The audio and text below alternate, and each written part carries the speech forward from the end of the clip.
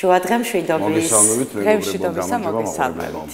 მოკლედ საათნახევრის განმავლობაში პირდაპირ ეთერში ვიქნებით, ჩვენმა მაყურებელმა იცის, მაგრამ კიდევ ერთხელ შევახსენებ, საინტერესო თემები მოვამზადეთ და შეგვიძლია ვნახოთ ანონსი. კი ბატონო, ნახოთ.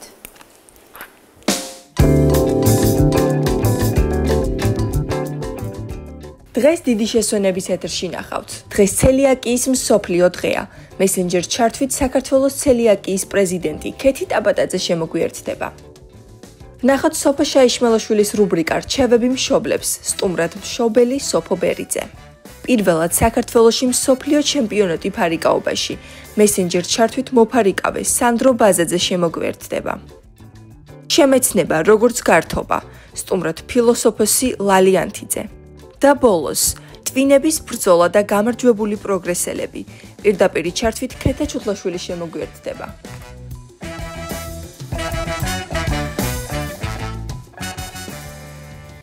მოკლედ, კიდევ ერთხელ მოგესალმებით.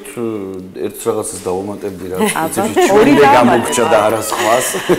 შეგიძლიათ სოციალური ქსელის მეშვეობით შემოგვიერთდეთ ხოლმე, არა მარტო პირდაპირ ეთერში გვიყუროთ, არამედ რამე თუ გამოგჭა და თვლით რომ თქვენთვის მნიშვნელოვანია ნებისმიერ მომენტში ასე ვთქვათ, ნახოთ თქვენ თვითონ და აჩვენოთ თქვენთვის ძვირფას ადამიანებს, თუ რამე მნიშვნელოვანი ინფორმაცია იპოვეთ, თუ არა და შეგიძლიათ ასევე მიიღოთ მონაწილეობა ჩვენს გადაცემის გაგებაში და საინტერესო თემებზე მოგვაწოდოთ სხვადასხვა იდეები და შესაბამისად ერთად ვიმუშაოთ იმისთვის, რომ ეს არხის და გადაცემაც იყოს დღითი დღე უკეთესი. კი ბატონო. რა უნდა ვთქვათ, ასეთი მნიშვნელოვანი ამბავია, დღეს არის ცელიაკიის მიმართ ცნობიერების ამაღლების დღე. ხვალ.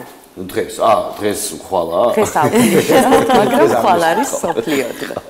ხო, და თავარი ამბავი ისაა, რომ ეს მდგომარეობა აღინიშნება ხშირად ამ ბოლო პერიოდში, ან უბრალოდ შეიძლება მანამდე კაცობრიობა არ აქცევდა ამას ყურადღებას და კვლევების შედეგად დადგინდა, რომ რიგ ადამიანებს აქვს აუტანლობა ამ მარცვლეულში ხორბალი მომეთქვა, მარტო ხორბალში არა, რიგ მარცვლეულში მქონე, ასე ვთქვათ, ცილის მიმართ აუტანლობა, რაც იწვევს შემდეგ ამის მიღება, კონტროლო განსაკუთრებით იწვევს სხვადასხვა პათოლოგიურ მდგომარეობებს ორგანიზმში და როგორც ვიხდით, საკმარისია ეს ცილა რაღაცნაირად შევზღუდოთ მიღებაში და აღმოჩნდება, რომ ორგანიზმი ასე თუ ისე, ასე ვთქვათ, კარგადაა და ანუ კონტროლირება უნდა ვისწავლოთ და ამისთვის თუ არ გვაქვს მაგალითად ის ინფორმაცია, რაც არის მნიშვნელოვანი, ვერ გავაკონტროლებთ. ზუსტად ამაში როგორ ფიქრობ, ჩვენ ძალიან ხშირად აღვნიშნავთ ხოლმე არის უამრავი დღე, რომლის მსოფლიო დღეს არის, საერთაშორისო დღეც არის ხოლმე და ჩვენ და რაღაცნაირად საბედნიეროდ, თუმცა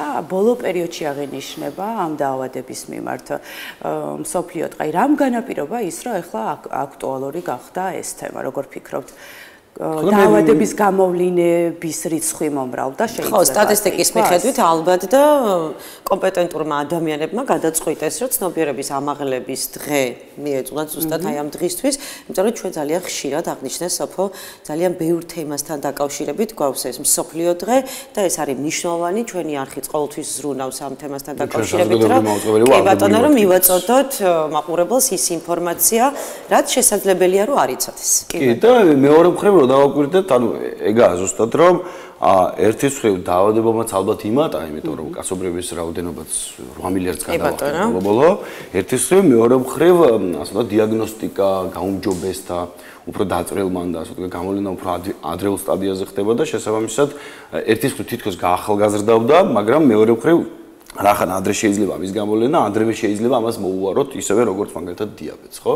როდესაც ჩვენ ზღუდავ ჩაქრის მიღებას და სწორ კურნალობაზე, ასე ვთქვათ, პერმანენტულად შევუდგებით ამ გზას, მე თითქმის არანაირი უკუჩვენება აღარ რჩება ხოლმე, ადამიანი აკონტროლებს საკუთარ ჯანმრთელობას. მოდი ჩვენ სტუმარს გავესაუბროთ ბარემ. მესენჯერი ჩაგვერთვება ქალბატონი ქეთი ტაბატაძე, საქართველოს ცელიაკიის პრეზიდენტი, ასოციაციის ბოდიში, ხო?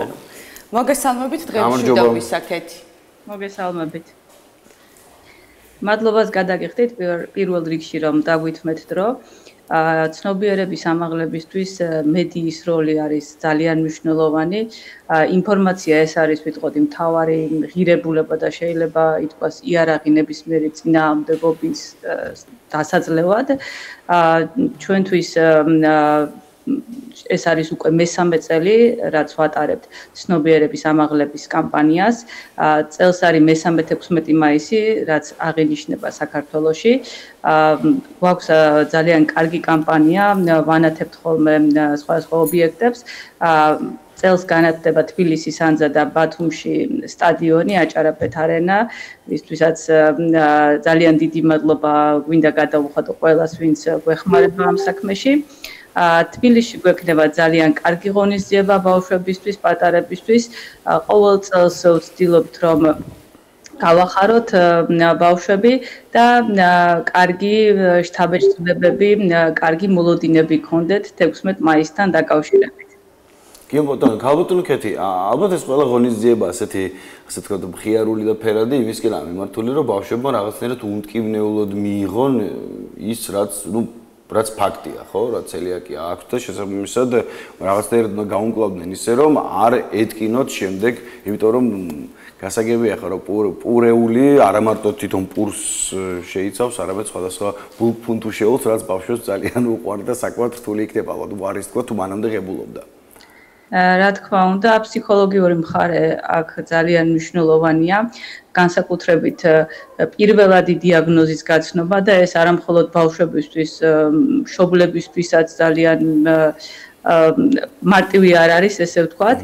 და აქვე აღნიშნავდი, რომ შეიძლება ითქვას კიდევ უფრო რთულია, როდესაც ეს დასრულ ადამიანს უდასტურდება ცელიაკია, როდესაც ადამიანი 30-40 წელი და უფრო მეტიც მიჩვეულია, რომ ჩვეულებრივ იკვებება და უცებ დგება ფაქტის წინაშე, რომ მას სრულად ეზღუდება გლუტენის შემცველი საკვები.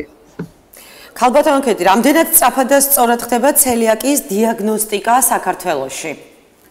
ცელიაკიის დიაგნოსტიკა საქართველოშიც და ვიტყოდი თითქმის ყველა ქვეყანაში არც თუ ისე მარტივად ხდება, გამომდინარე იქიდან, რომ ცელიაკიას აქვს ძალიან მრავალფეროვანი გამოვლინება. ეს არის, რა თქმა უნდა, ცალსახად გასტროენტეროლოგიური დაავადება, თუმცა შეიძლება გამოვლინება ჰქონდეს მაგალითად სხვადასხვა მიმართულებით, მაგალითად კინადეფიციტური ანემია იყოს მხოლოდ ერთადერთი სიმპტომი, დერმატოლოგიური გამოვლება ჰქონდეს, სტომატოლოგიური გამოვლინება ჰქონდეს და ასე შემდეგ. ამიტომ ეს არის ზუსტად ჩვენ ძირითადი მიზანი, რომ მულტიდისციპლინურად ყველა მიმართულებით სამედიცინო სექტორში მოვახდინოთ ცნობიერების ამაღლება. ჩვენ ვართ ევროპის ცელიაკიის საზოგადოების წევრები და მათი გამოცდილებითაც მაქსიმალურად ვცდილობთ, რომ რაც არის სიახლე სამედიცინო სფეროში ყველაფერი ადაპტირებულად გადმოვიტანოთ საქართველოშიც. არის თუ არა პროდუქტები ხელმისაწვდომი ყველასთვის, იმიტომ რომ არ არის ეხა მარტივი, ალბათ პირადად ჭირდებათ პირადი კონსულტაციის ხარჯზე მიირთვან მოზარდებმაც და ზრდასრულებაც მსგავსი საკვები. ბოლო რამდენიმე წელია შეიძლება ითქვას, რომ უფრო მრავალფეროვანია საქართველოს ბაზარზე არსებული უგლუტენო პროდუქცია, ვიდრე ეს იყო წლების წინ. ძალიან რთული სიტუაცია ჰქონდათ ადამიანებს, ვიცით ფაქტები, როდესაც სხვა ქვეყანაშიც კი გადავიდნენ საცხოვრებლად იმის გამო, რომ ფიზიკურად ძალიან რთული იყო უგლუტენო საკვების მიცემა ბავშვისთვის, რადგან არ არსებობდა ესე მრავალფეროვნად და საჭირო რაოდენობით ჩვენ ქვეყანაში. თუმცა დღესდღეობით შეგვიძლია ვთქვათ, რომ ასეთი საგანგაშო მდგომარეობა არ არის, თუმცა აი რეგიონებში კვლავ რჩება პრობლემა და ეს არის ერთ-ერთი ჩვენი მთავარი გამოწვევა, რომ ცნობიერების ამაღლება კიდევ უფრო გავზარდოთ რეგიონებში, რაც ვფიქრობთ, რომ როგორც თბილისში ხდება, პირდაპირ განაპირობებს გაუმჯობესებას არსებული მდგომარეობის. ამიტომაც იგივე ვთქვათ, ბათუმშიც 2 წლის წინ მქონდა ჩვენ კონფერენცია, რასაც საკმაოდ კარგი და სასიკეთო შედეგები მოჰყვა და წელსაც 2 წლის თავზე უკვე საერთაშორისო კონგრესს ვაორგანიზებთ ბათუმში. ქალბატონო ქეთი, იცით რა მაინტერესებს? შეიძლება რომ ბავშვს ან მოზარდს ჰქონდეს გლუტენის აუტანლობა, მაგრამ დაავადებას არ ატარებდეს და არ ჰქონდეს ცელიაკის დიაგნოზი. შესაძლოა იყოს გლუტენის აუტანლობა მხოლოდ ამ შემთხვევაშიც უნდა მოერიდოს ადამიანი გლუტენის შემცველ პროდუქტს, მხოლოდ ამ შემთხვევაში არ არის საუბარი ჯვარედინ დაბინძურებაზე, კვალზე, ცელიაკიის შემთხვევაში აი როგორ გითხრათ, ერთი ნამცეცი პურიც კი მავნებელია. გლუტენის აუტანლობის შემთხვევაში უნდა მოხდეს მკაცრი შეზღუდვა, თუმცა მცირე რაოდენობით მაინც დასაშვებია, როგორც ვიცით, და ამ შემთხვევაში სიმპტომები შეიძლება იგივე გამოუვლინდეს, თუმცა არ დაზიანდება წვრილი ნაწლავი, რაც ხდება ცელიაკიის დროს. ცელიაკიის დროს თუ ადამიანს აქვს ცელიაკია და იღებს გლუტენის შემცველ პროდუქციას, ზიანდება მისი წვრილი ნაწლავი და ვეღარ ხდება ორგანიზმისთვის საჭირო ვიტამინების და მინერალების შეწოვა, რაც უკვე კომპლექსურად იწვევს ჯანმრთელობის მდგომარეობის გართულებას. ასევე ძალიან მნიშვნელოვანია განათლების და სკოლის როლი. ქალბატონო ქეთი, აქვს თუ არა მასწავლებლებს ეს ინფორმაცია, იმიტომ რომ ყვება ხშირ შემთხვევაში ვიცით, კერძო სკოლებშიც დილი და საღამომდე არიან ბავშვები და ამასაც უნდა მოექცეს ძალიან დიდი ყურადღება. ჩვენი ასოციაცია სკოლებში ატარებს ცნობიერების ამაღლების კამპანიას, ეს კიდევ ცალკე პროექტი გვაქვს.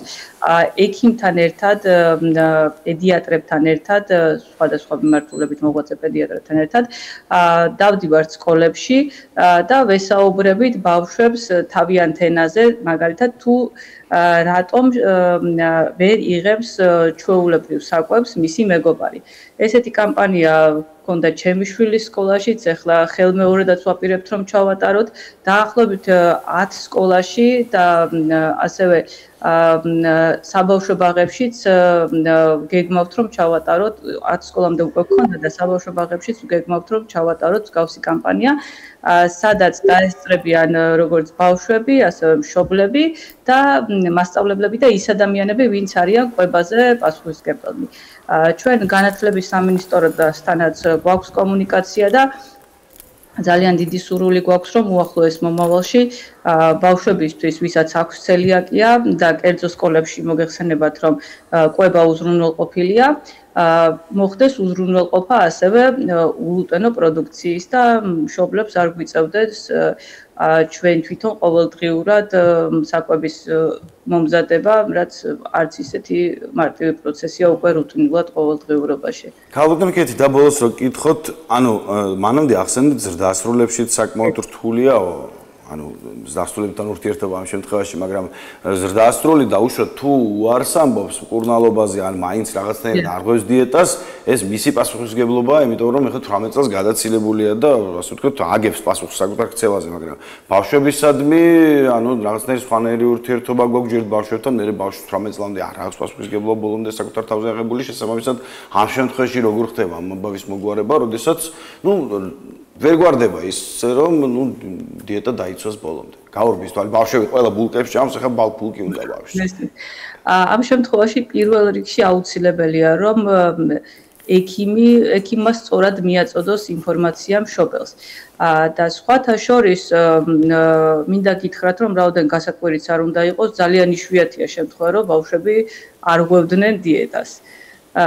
ასევე ძალიან გემრიელი საკვებია, უკვე დაიხვეწა ბევრად ეს ულუტენო პროდუქციის სფერო და შეიძლება ჩანაცვლება, უბრალოდ ერთ-ერთი პრობლემა რაც არის აქ არის ის, რომ საკმაოდ ძვირია ეს ულუტენო პროდუქცია და ამასთან დაკავშირებით ჩვენი ასოციაცია დაუკავშირდა ჯანდაცვის სამინისტროს, ჰქონდა შეხვედრები და უკვე 1 წელია რაც ყველა ბავშვს, ვისაც აქვს ცელიაკიის დიაგნოზი დადასტურებული, ყოველთვიურად ეძლევა 200 ლარიანი ვაუჩერი, რომელიც ვფიქრობ, რომ ძალიან კარგი შეღავათია და დახმარებაა ადამიანებისთვის.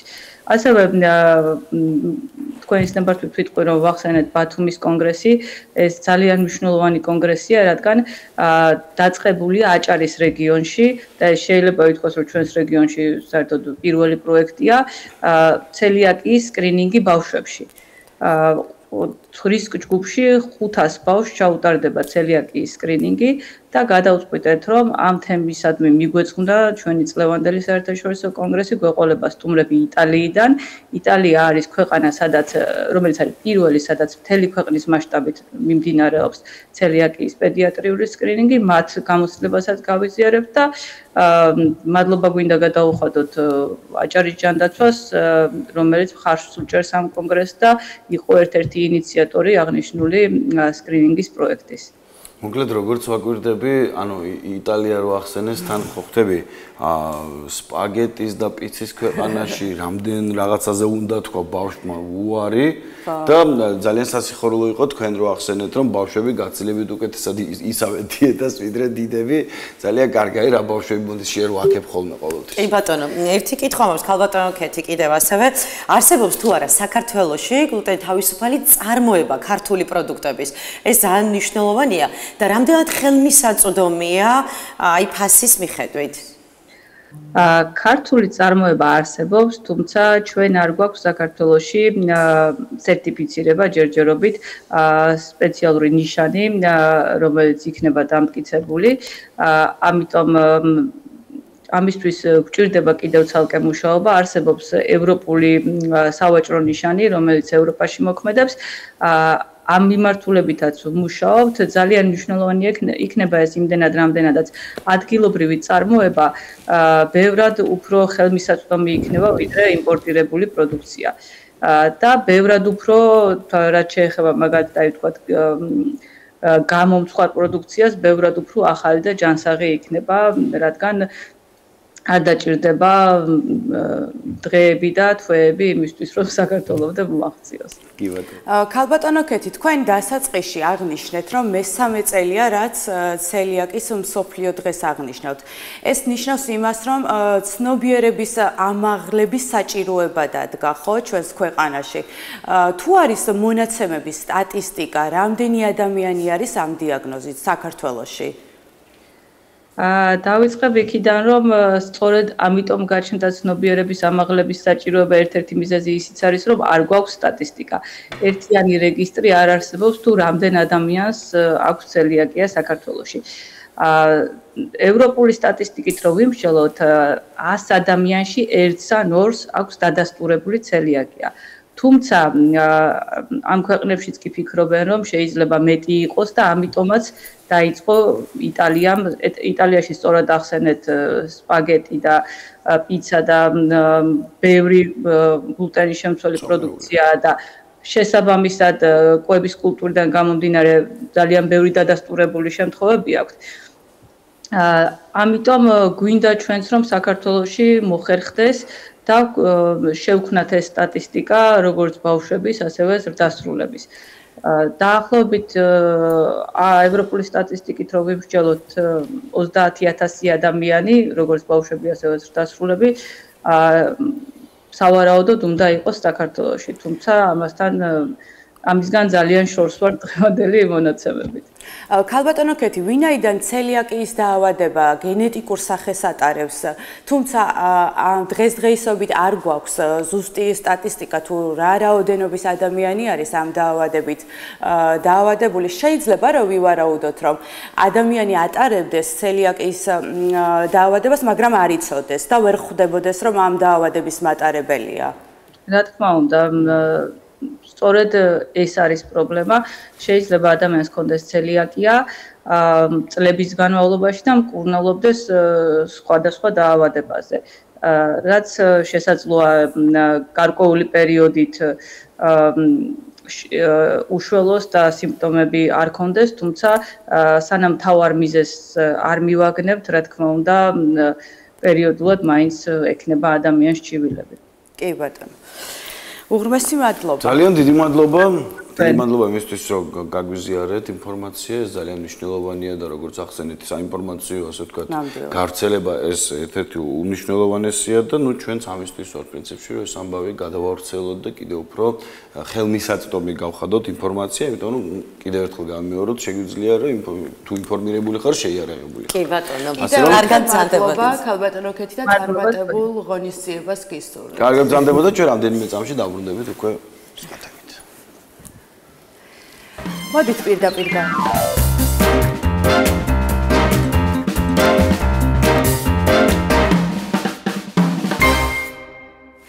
ეხლა კი მნიშვნელოვანი წუთი იწყება. წუთი აი რუბრიკის, რომელსაც ძალიან დიდი მაყურებელი ყავს, ძალიან ბევრ სიახლეს გვიზიარებს ჩვენი კოლეგა სოფო შაიშმელაშვილი.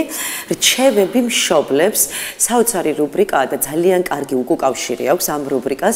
ჩვენ გამოკითხვებითაც, აი ამ დადებითი შეფასებებიდანაც კი ხვდებით აი ამ აქტიურობას, მშობლების დამოკიდებულებას, ეს იქნება ქალბატონი თუ მამაკაცი და ამიტომ სასიხარულოა ის ფაქტი, რომ ყოველთვის მნიშვნელოვან თემებზე საუბრობს სოფო ამ რუბრიკაში.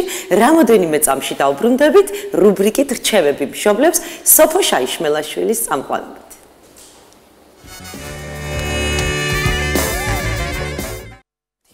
კიდევ ერთხელ დღემშვიდობისა გადაცემას ვაგრძელებთ რუბრიკით რჩევები მშობლებს და ჩვენ არ ვცვლით თემას თუ თვალყურს გვადევნებდით გადაცემის დასაწყისში ჩვენ ვისაუბრეთ ცელიაკიის დაავადებაზე და გლუტენის აუტანლობაზე. თუ დაუფიქრდებით, მე პირადად რო ვთქვა გულწრფელად, ჩემს ირგვლივ არ მახსენდება ადამიანი, რომელიც ამ დაავადების მატარებელია და ჩემდა სამწუხაროდ ძალიან როდესაც ვეცნობოდი ინფორმაციას თუ რა არის ეს დაავადება და რა არის გლუტენი და რა საკვებში გვხვდება ეს ცილა გამიკვირდა, იმიტომ რომ მანამდე არ მქონდა ის ინფორმაცია, რომელიც იყო საჭირო. თუმცა დღევანდელი ჩემი რუბრიკის სტუმრის დახმარებით გავერკვიე ამ დაავადების შესახებ და გავიგე, რომ მის შვილს წლების წინ დაუდგინდა ცელიაკის დაავადება და მე უნდა მოვიწვიო ახლა სოფო ბერიძე, რომელიც ისაუბრებს თუ როდის მოუწია პირველად ამ დაავადებასთან შეხება, რა იცოდა ამ დაავადების შესახებ და როგორი არის მათი ყოველდღიური ცხოვრება. სოფო, დღემშვიდობისა, შემოგვიერთდი. გამარჯობა. მოგესალმები.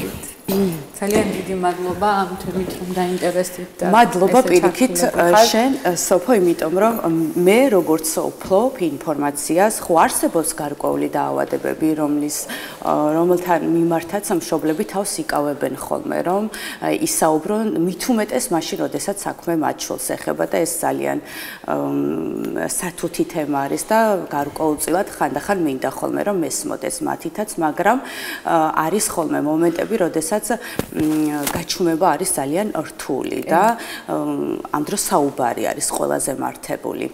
მოდი დავიწყოთ თქვენ შემთხვევაში. თქვენი შვილი არის 6 წლის, ხო, როგორც ვიცი და წლების წინ დაუდგინდა ცელიაკის დაავადება. სულ თავიდან დავიწყოთ, ვინაიდან ჩვენ აღვნიშნეთ, რომ ეს დაავადება ატარებს გენეტიკურ სახეს. აი დაბადების დღიდან დავიწყოთ. როდის შეამჩნიეთ, ან რატომ გაგიჩნდათ ეჭვი, რომ თქვენს შვილს რაღაც პატარა პრობლემა ჰქონდა. რომ მივყვეთ ნაბიჯ-ნაბიჯ, იმიტომ რომ ჩვენი დიალოგი ახლა ძალიან მნიშვნელოვანი არის იმ ადამიანებისთვის, რომლებიც ახლა გვიყურებენ, რომლების შვილებსაც შეიძლება მსგავსი დაავადება ჰქონდა და ჯერ კიდევ არ იცოდნენ. კი ბატონო, დავიწყოთ თავიდან.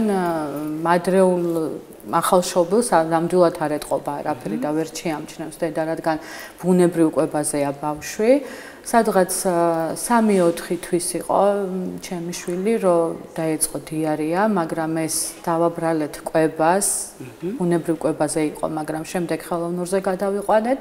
მაინც ვერ დასვეს დიაგნოზი, აი ძალიან ხშირად უკვე წლის რო შესრულდა, ხშირად ჰქონდა კუჭნეწლავის პრობლემები და დაგვყავდა გასტროენტეროლოგთან, ჩაუტარეთ კვლევები, მაგრამ არავის არ მეუღია ეჭვი, რომ ექნებოდა ან გლუტენის აუტანლობა, ან ცელიაკია. სოფო, გარდა კუჭნეწლავის პრობლემებისა, აი რა ადრეულ ასაკში სხვას ვერაფერს ვერ შეამჩნევ, მაგრამ არის ერთი გამოვლინება, ცოტათი შებერილი აქვს ბავშვ მუცელი. აი რაც ნორმაზე მეტია, მაგრამ არის ხოლმე სუსტი ბავშვები და აქვთ ესეთი სურათი არის, მაგით ვერ იმსჯელებ და ვერც დაადგენ. 3 წლის იყო ნინი, უკვე ძალიან რთული და დიდი გზა გავიარეთ, სანამ ამ დიაგნოზამდე მივიდოდით. ქალბატონი მარიამ ყუღუნიშვილი არის გასტროენტეროლოგი, თბილისელი.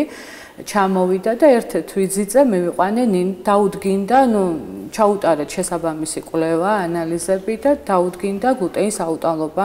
იმდენად დიდი მაჩვენებელი იყო, რომ ბიოპსიის გაკეთება აღარ დაგჭირდა. აი ცელიაკია დგინდება ბიოპსიით და გლუტენის აუტანლობა ანალიზებით. ამიტომ პირდაპირ ეჭვის გარეშე იყო რომ არის ცელიაკია. როგორც თქვენ უსმინეთ, ახლა ქალბატონ ქეთის გლუტენის აუტანლობასა და ცელიაკიას შორის ძალიან დიდი ის არის სხვაობა არ არის, ერთია კვებაც, დიეტაც, ყველაფერი, მაგრამ ცელიაკიის მქონე ბავშვებს უფრო მეტი ჭირდებათ, ძალიან დიდი კონტროლი, აი 8 გრამი ისიც რო შეყვას გლუტენი უკვე აზიანებს ნაწლავს. და ეს არის განუკურნებელი, ანუ განუკურნებელი ნიშნავს იმას, რომ მთელი ცხოვრება უნდა იყოს ამ კვებაზე და გლუტენის აუტანლობის ბავშვები ან მოზრდილები შეიძლება რომ აი ერთი წელი დაიცვან დიეტა და განიკურნონ. მე როგორც მშობელი ახლა მე სპეციალისტი არა ვარ არც ექიმი, ჩემი მშობლის ცოდნით და გიზიარებთ ჩემს კი ბატონო. სოფში ნახსენე რომ ანუ 3 წლის ასაკში მიხვდით და დაუსვეს ბავშვს რომ ამ დაავადების დიაგნოზი ჰქონდა. რატომ იყო ეს ყველაფერი რთული? რა გაჭირდა რომ ურჩიოთ ჩვენს მშობლებს რომ მე სწორი გზით წავიდე? პირველი ეტაპი არის მართლა ძალიან რთული. აქ ისეთი არაფერი არ არის ბავშვი ისეთი არაფერი არ ჭირს რომ ვაიმე დედა და რა ვქნა ჩვეულებრივად. გარეგნული გამოვლენებაც ისეთი არ არის. მაგრამ ძალიან რთულია პირველი ეტაპი მშობლისთვის. ჯერ მშობელმა უნდა გაანალიზოს და ყველაზე მთავარი რაც არის მშობლისთვის, სწორად მიუდგეს ამ პრობლემას, აღიქვას როგორც პრობლემა კი არა, როგორც სასიცოცხლო მნიშვნელოვანი, აი ბავშვი ეხმარები, მშობლის როლი ძალიან დიდია ამ დაავადებაში. კი ბატონო. დიაგნოზის შემდეგ ყველაფერი უნდა გააკეთო, უნდა ისწავლო, ექიმთან საუბარის შემდეგ უნდა ისწავლო როგორ გავამკლავდე ამ დაავადებას, მაგრამ აკვებით. კი ბატონო. სოფო, იცით რა მაინტერესებს? როდესაც უკვე დიაგნოზი იცოდით და ნუ გაიაზრეთ, რომ თქვენ შულს აქვს ცელიაკის დაავადება. როგორ სად მოიპოვეთ ის ინფორმაციები, რა ინფორმაციები თქვენ შემდეგ დაგეხმარათ ყოველდღიურობაში და მიდგომებში და ასე შემდეგ? პირველ რიგში ქალბატონი მარიამი, როგორც აღვნიშნე, აი ის დამეხმარა.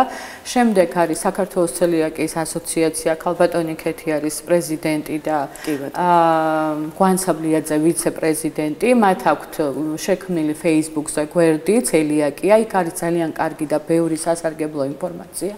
პირველ რიგში მაგის მეშვეობით გავიგე, შემდეგ ინტერნეტში დაგუგლავ და ნახავ თუ როგორ რა, მაგრამ უფრო ექიმის გარეშე, აი ექიმთან ხშირი კომუნიკაცია, ხშირი კონსულტაცია აუცილებელია, რომ მშობელმა სწორად გაიგოს, რა არის ბავშვისთვის მნიშვნელოვანი, რამ შეიძლება მოაყენოს ზიანი. მაგალითად, მე ვიცი, ნუ ეხლა მაქვს შეხება უკვე მშობლებთან, მაგრამ სამწუხაროდ არ არის ცნობიერება იმ დონეზე, რომ აი იცით როგორი მოფრთხილება ჭირდება, თავისი ჭურჭელი ჭირდება ამ ყველაფერს, ძალიან ისეთი მინიმალურ დეტალებსაც ძალიან დიდი მნიშვნელობა აქვს. მშობელი, აუ ერთ დღეს შეჭამა გლუტენი, მე რა მოხდა, ცოტა რაოდენობით არაუშავს. და კვალიც არსებობს, აი ყველაფერთან მიმართებაში, ყველაფერს ჭირდება ძალიან დიდი გაფრთხილება, სიზუსტე, რომ არ შეეპაროს ბავშვი კვალი. აი ყოველდღიურ კვებით რუტინაზე მოგვიანებით ვისაუბროთ, მანამ მაინტერესებს თუ შეგხვედრია შენის მსგავსი მშობელი, რომელიც ასევე რამდენი არიან ბათუმში? ბათუმში ესე სტატისტიკა რაც მე ვიცი, რაც მოვიძიე და მშობლებთან მაქვს კომუნიკაცია, 28-29 უკვე დადასტურებული, ვისთანაც მაქვს მე ურთიერთობა. მაგრამ რამდენი არ არის კიდე დადასტურებული და ვინც არ ვიცით, რომ აი ვინც არ იცის, რომ შულს აქვს ეს გლუტენის აუტანლობა. საკმაოდ ბევრი ვარ წარმოუდგენია, რომ ეს დაავადება ქონდეს. ვინაიდან არ ვიცოდი გლუტენის შესახებ, იცით, არანაირი ინფორმაცია არ მქონდა, სანამ აი ჩემ შულზე არ გავიგებდი, მაგრამ ამ 3 წლის განმავლობაში მოვიძიეთ, ვისწავლეთ, შევეცადეთ, ვიშრომეთ ისე, რომ დღეს ჩემ ბავშვს აქვს ძალიან ესეთი შედეგი, ყოველ 6 თვეში უნდა გავუკეთო ბავშვს კვლევა, რომ შეამოწმა, ხო არ შეყვარა იმე გლუტენი, როგორ მიდის ეს მკურნალობა, როგორც აღნიშნა ქალბატონმა ქეთიმ, ძალიან დიდ პრობლემებს იწვევს ჯანმრთელობის, აი კრინადეფიციტურ ანემიაც, სახეზე აკნე, დერმატოლოგიც გჭირდება. და სხვადასხვა გამოვლინება აქვს ახლა მაგით ვერ კი ბატონო ჩვენ ვახსენეთ რომ ეს დაავადება არის გენეტიკური ეს ნიშნავს იმას რომ თუ თქვენ შულს უკვე დაუდგინდა ეს დაავადება ეს ნიშნავს იმას რომ ოჯახის რომელიმე წევრს მაინც უნდა ქონდეს არა მაინც უნდა ქონდეს შეიძლება რომ არ ქონდეს კი და ბებია სამომავლობით რომელს ექნება ხა მაგას ხო ვერ გამოიწევ მაგრამ ჩვენ შემთხვევაში არა მე უფროსი შვილი მყავს არც იმას აქვს არც მე არც მეუღლეს ოჯახის არც წევს არ დაგვიდასტურდა. მშვენიერი. ახლა მომიყევით როგორი არის თქვენი ყოველდღიური კვებითი რუტინა შეიძლება ასე დავარქვათ, იმიტომ რომ მე როგორც მოვისმინე არის ძალიან რთული ამ ყველაფერს გაუმკლავდე, მაგრამ ეს არ არის შეუძლებელი და არ უნდა შეშინდეს არც ერთი მშობელი ახლა რომელიც გვისმენს. როგორ იწყება აი თქვენი დილა? რა ეჭვია არის? კარგი, დავიწყებ იმით, რომ რთულია სხვა ოჯახის წევრი, როცა გყავს კიდე ბავშვი, რომელსაც ჩვეულებრივი კვება ჭირდება, ძალიან ბევრი რამ ჭირდება რომ იკვებოს ნორმალურად, ჩვენც გლუტენის გარეშე ხო არ ვიკვებებით, ყველა როგორც გაიგეთ, ძალიან ძვირია ამით კვება. მყავს მოზარდი და აუგრძალეთ სახში ცოლმეული, ხაჭაპური, ფქვილი, არ გამოიყენება ჩვენს ოჯახში ესეთი პროდუქტები, იმიტომ რომ ნინი არის პატარა და უცებს საერთოდ რაიმე არ დავარდეს. ყველა ოჯახის წევრი ვიცავთ, აი ძალიან კარგად ის რას გულისხმობთ აი ნამცეცი არ დავარდეს? ნუ ხო შეიძლება ეხა ბავშვს უფროს მოუნდეს ხაჭაპური, მაგრამ ვერ ვუკეთებ ხაჭაპურს, იცით რომ ფქვილთან ურთიერთობა როცა გაქვს, შეიძლება ისეთ ადგილას დავარდეს რაიმე ფქვილის ისა, რომ შეყვეს ნინის ან მოკიდოს ხელი. ესეც საფრთხე შემცველი. კი ბატონო, დილა იწყება იმით, რომ ნინისთვის მზადდება თავისი ბულიონი, ბლინი, ну რაც შეიძლება. ეს არის, იცით რა არის, აი ეს არ ნიშნავს, რომ ნინის არ აქვს ზუსტად იგივე საკვები, რითაც რაც უნდა იკვებება. ჩვეულებრივად ნინის აქვს თავისი უგლუტენო პური, ვყიდულობ კიდეც და მე თვითონაც ვუცხობ. ხაჭაპური, ბლინი, აი ფუნთუშეულობა რო აღნიშნეთ, რომ აი უარს ამბობს ბავშვი და დაჩაგრულია, არანაირად. არის ამის საშუალება, რომ გაუკეთო, იყიდება ფქვილი, ყველაფერი უგლუტენო, უბრალოდ უნდა იცოდე მშობელმა როგორ გააკეთო, რომ ბავშვი არ დაიჩაგროს. დაწყებული ტკბილეულიდან ცოლმეული. ხო, ეს მაინტერესებდა რომ ბავშვს ტკბილეული ძალიან უყვარს. ნებისმიერი ისა იყიდება ბათუმშიც არის ხა დავასახელო ალბათ რეკლამაში ჩამეთ. ხო, არ გვინდა კონკრეტულად, მაგრამ ძვირი ჯდება, ხო, ეს არ არის ძვირია. კი, აი ჩასაფრებულები ვართ, რომ აი იქ აქციაა, რომ ვიცით, რომ სადღაც არის აქცია მუგლუტენო საკვებზე ვიმარაგებთ ერთი კვირის მარაგს ან ორი კვირის, როგორც არის და შეიძლება. და აი აწყობილი ვართ მთელი ოჯახი ნინისი ყვებით ვართ დაკავებული, რომ რაც შეიძლება ბავშვს არ მიაკლდეს არაფერი, არ იგზნოს თავი დაჩაგრულად. რთულია ცოტა აი ესეთ ასაკში რომ გამოუვლინდება ბავშვი მაგალითად გარდატეხის ასაკში უკვე ის ბავშვი მიჩვეულია, მოდიახ, მაგრამ პატარა ნინი საკმაოდ პატარა იყო 3 წლის, 3 წლიდან უკვე ძალიან კარგად მიიღო ეს ყველაფერი, არ არის მისთვის ტკივნეული არაფერი, გვიწევს დაბადების დღეებზე სიარული, მაგრამ დავდივართ ჩვენი სნექებით, ჩვენი ტკბილეულით. ჩვეულებრივად ვეგუებით და ცხოვრობთ ამ ქუტენის აუტანლობით. შვენიერი, ძალიან მიხარია რომ ამაზე ხანდახან გვეღიმება ხოლმე, იმიტომ რომ როგორც ვახსენე, არის რთული, მაგრამ არაფერი არ არის შეუძლებელი და სწორად ვიკვებებით და დავიცავთ ყველაფერს, არაფერი არ არის. ძალიან კარგი, სოფო. როგორც ახსენე, თუ სწორად მახსოვს, 3 წლის იყო ნინი, როცა დაუდგინდა ეს დაავადება. ეს ის ასაკია, როდესაც ბავშვი უნდა იყოს საბავშვო ბაღში, ხო? ან საჯარო ბაღში, ან კერძო ბაღში. ნუ შემდეგ უკვე სკოლის პერიოდშიც არის უკვე ხო, ნინი რადგან 6 წლის არის. მაინტერესებს აი ბაღში თუ დადიოდა, იქ როგორი ხელშეწყობა ქონდა? ბაღში ვატარებდი კი ერთი რამოდენიმე თვე ვატარე და დამქონდა კონტეინერით საკვები, მაგრამ შემდეგ მივხვდი რომ ეს იყო შეუძლებელი, ვერანაირად ვერ დაიცავ ჰიგიენას, ბავშვია, მაინც აი კვების დროს, როდესაც სხვა ბავშვი მიუჯდება, ხო ვერ გამოყოფ ესე ცალკე რომ აი შენ გლუტენის აუტანლობა გაქვს და უნდა იჯდე ცოტა მოშორებით. უნდა იყოს ბავშვებთან ერთად, ისინი რომ სხვას ჭამენ და ნინის თავისი დააქვს, უკვე პატარებს ებადებათ კითხვა, რომ დაუსვამ ბავშვს და ესე უპასუხოს ფსიქოლოგიური მომენტია რა, ფსიქოლოგიურ ზეწოლას ქვეშ იქნება. ამიტომ ვერ ვატარე ნინი ბაღში. გამოიყვანეთ. კი ბატონო, გამოვიყვანე და შევიყვანე ისეთ ბაღში, სადაც კვება არ იყო. კერძო ბაღი არის ნახევარი განაკვეთით კვების გარეშე. კვების გარეშე. ნუ ალბათ დროზე ადრე გამოგხვალ, ხო? ეს ნიშნავს, ესე იგი ჩვენ როდესაც ვისაუბრეთ, რომ ანუ ბოლო პერიოდის განმავლობაში გახდა ეს დაავადება უფრო აქტუალური, რადგან დავიწყეთ ცნობიერების ამაღლების მიზნით გარკვეული ნაბიჯების გადადგმა, ნიშნავს, რომ საჯარო სასწავლო დაწესებულებები ჯერ კიდევ არ არიან მზად, რომ ამ დაავადების მატარებელი ბავშვები მიიღონ საბავშვო ბაღში და ეს საბავშვო ბაღი იქნება თუ სასკოლო სივრცე იქნება, ხო? თუმცა ძალიან საბედნიერო მონაცემები იქნება თუ არ გამრავლდება ეს რაოდენობა, მაგრამ თუ ეს დაავადება პროგრესირებადი იქნება, ვინაიდან გენეტიკური სახის მატარებელი არის, სავარაუდოდ ალბათ სასწავლო დაწესებულებებიც მზადყოფნას გამოაცხადებენ, იმიტომ რომ რთული არის ახლა ბავშვი დარჩეს სკოლის ასაკში იმდენად არა, მაგრამ აი ბაღის ბავშვებს ნამდვილად ჭირდება ერთი სივრცე, ან საჯარო ბაღში უნდა გამოიყოს ერთი ჯგუფი, მაგრამ კვალიფიციური ზარეული ჭირდება, უნდა ესმოდეს და იცოდეს, რასთან აქვს შეხება და ძალიან რთულია ამ ყველაფრის დაცვა, თუ არა გაქვს ინფორმაცია, არა გაქვს წაკითხული და არ იცი.